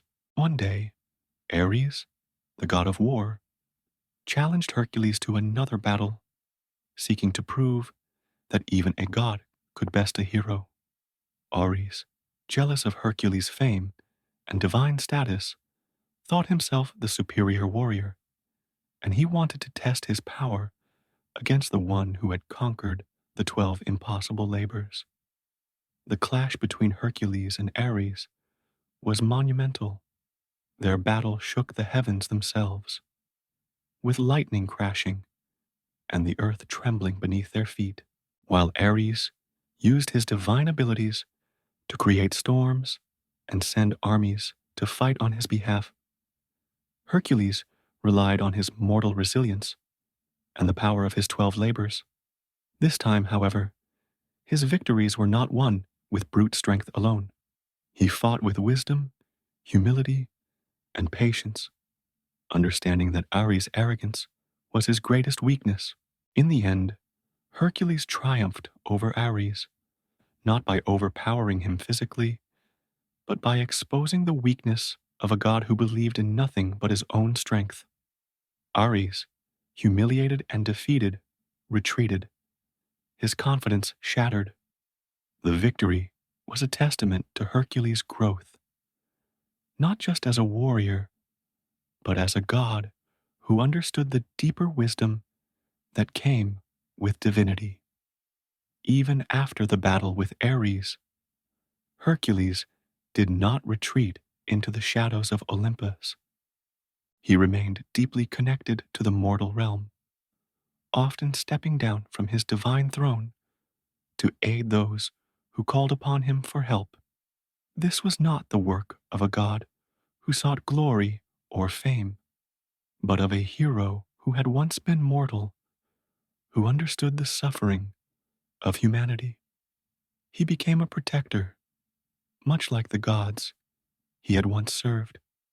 Hercules watched over the cities and kingdoms of Greece, protecting the weak and guiding the righteous. While the other gods played their part in the grand cosmic drama, Hercules kept his feet firmly planted in the realm of mortals, reminding them that even a god could remember his humble beginnings. His acts of kindness and protection did not go unnoticed. Cities honored him with temples and statues, and his tales of triumph continued to inspire generations of heroes who followed in his footsteps. Hercules had become a symbol of redemption, of resilience, and of the enduring strength of the human spirit. Despite his immortality, Hercules' journey was not without tragedy. He faced numerous challenges, even in the afterlife, and his ultimate fate was written in the stars long before he was born. The death of Hercules would not come in a glorious battle, but rather it would come from a tragic misunderstanding. Hercules was married to Deianira, a woman who loved him deeply. However, in a moment of doubt, Deianira was tricked into believing that a potion would keep Hercules' love for her eternal. The potion, however, was tainted with poison, and when Hercules wore the cloak treated with it, it began to burn his skin. In immense pain, Hercules sought a way to end his suffering. His mortal body, so often strong and invincible, could no longer withstand the agony, and so Hercules made the ultimate sacrifice. He chose to end his life in a dramatic and final act of defiance against the pain that plagued him. His body, once filled with strength, would be left behind in a world that had known him as a hero, but his spirit would live on forever in Olympus. Zeus, seeing the courage and sacrifice of his son, granted Hercules the ultimate reward. He would not merely live as a god in the heavens, but would be immortalized.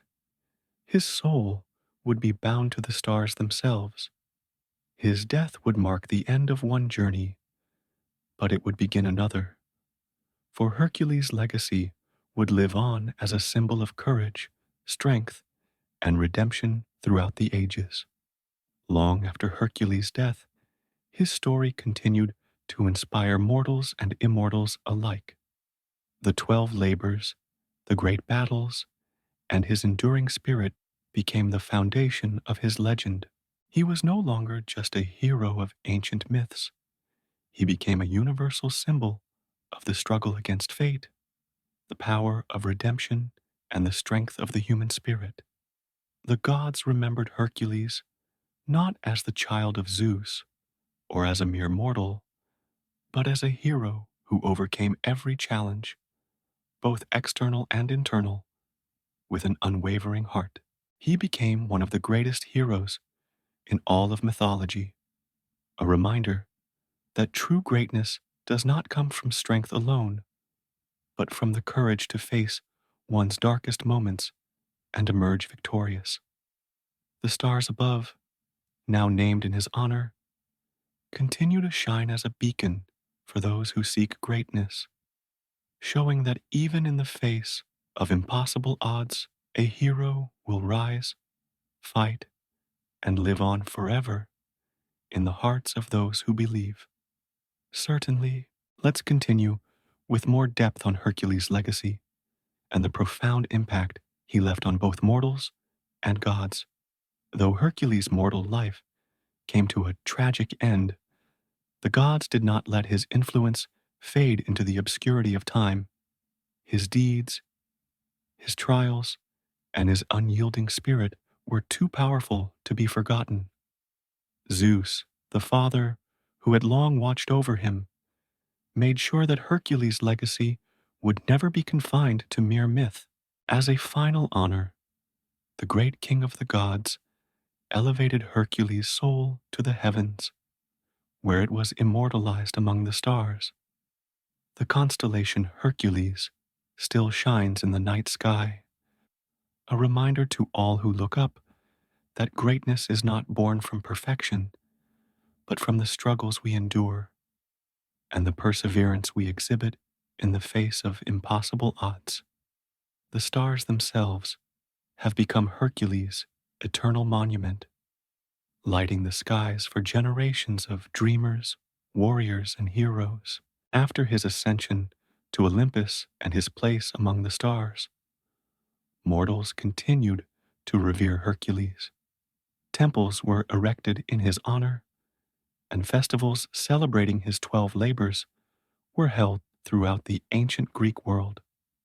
These celebrations weren't just about commemorating his physical prowess, but also his journey of redemption, his internal battles, and his triumph over the darkness within. People did not just pray to Hercules for strength in battle or protection from harm. They prayed to him for wisdom, for resilience in the face of hardship, and for the courage to rise after every fall. In towns and villages across the land, statues of Hercules stood tall, strong, unyielding, yet humble, always gazing toward the horizon as if inviting others to embark on their own hero's journey. The hero story became one of the most celebrated of all Greek myths, passed down from generation to generation, inspiring countless warriors and adventurers to strive for greatness, not through the absence of fear, but through the ability to act in spite of it. Even after his transformation into a god, Hercules continued to play a vital role in the lives of mortals. His influence spread far beyond the confines of Olympus. As the protector of humanity, he became a divine figure who intervened in the lives of those in need. When kings and heroes faced impossible odds, they called upon the memory of Hercules, his courage, his victories, and his ability to conquer the darkest forces. He was not a god who sought adoration. He was a god who sought to guide the path of mortals toward righteousness, justice, and strength. The myths of his 12 labors became the foundation for teachings of virtue, perseverance, and honor. In times of peace, the story of Hercules inspired artists and poets to immortalize his legend in art and literature. In times of war, his image was called upon to embolden armies, his name shouted to rally soldiers when facing overwhelming enemies. Hercules became a symbol of the heroic ideal, someone who was both extraordinary and relatable, a figure who made mistakes, suffered for them, and then rose to become the greatest of all. Through him, mortals were reminded that even the gods themselves were not immune to trials. And yet it was the choice to face those trials with integrity that marked true greatness. Despite his divine status and immortal fame, Hercules' heart never truly left the world of mortals. He had once walked the earth, felt its pain, and understood the plight of human beings in a way that few gods could. While the gods of Olympus were often detached from human struggles, Hercules remained closely connected to the realm he had once inhabited. And so, when the time came for him to fulfill his last role as protector of the mortal world, he would undertake one final challenge. It came in the form of a threat that shook both gods and mortals alike: the giants. The Gigantomachy, the great war between the Olympians and the giants, threatened to destroy everything Hercules had fought to protect. The giants, born of Gaia and imbued with incredible strength, rose to challenge the very foundations of Olympus. The gods, though powerful, were unable to defeat the giants on their own, as they were cursed by a prophecy that only a mortal hero could bring an end to the war. Hercules, now a god, descended from Olympus, answering the call to save the world. Despite his immortality, he stepped into the fray with the bravery of a mortal, willing to risk everything for the greater good. It was not just a battle of strength, but one of wisdom, unity, and courage. With his indomitable will, Hercules rallied the gods, uniting them in a fight that would decide the fate of both mortals and immortals. The battle was fierce, with the giants wreaking havoc upon the gods. But Hercules, wielding his legendary strength, fought side by side with Zeus, Poseidon, and the other Olympians. His presence on the battlefield was not just a matter of physical prowess, but of hope. The gods, inspired by his unwavering resolve, were able to push back the giants and secure victory. Hercules had saved the heavens once again, proving that, even in his divine form, he would always carry the spirit of a hero. After the defeat of the giants, Hercules returned to Olympus, his role as protector of humanity fulfilled. He had proved time and time again that the greatest heroes were not the ones who sought glory, but those who fought for others, those who persevered even when the odds were impossible. Zeus, proud of his son, granted him a final peace. Hercules' name would be eternally celebrated, not only as the greatest hero the world had known, but also as a symbol of redemption, strength, and the eternal struggle for justice. Hercules, now in his place among the stars and gods, watched over humanity from above. His story would continue to inspire for generations to come. His trials and victories, his joys and sorrows, would echo through time, reminding all that heroism is born not of perfection, but of courage in the face of adversity. A hero lives on, not just in stories, but in the hearts of those who carry forward his legacy.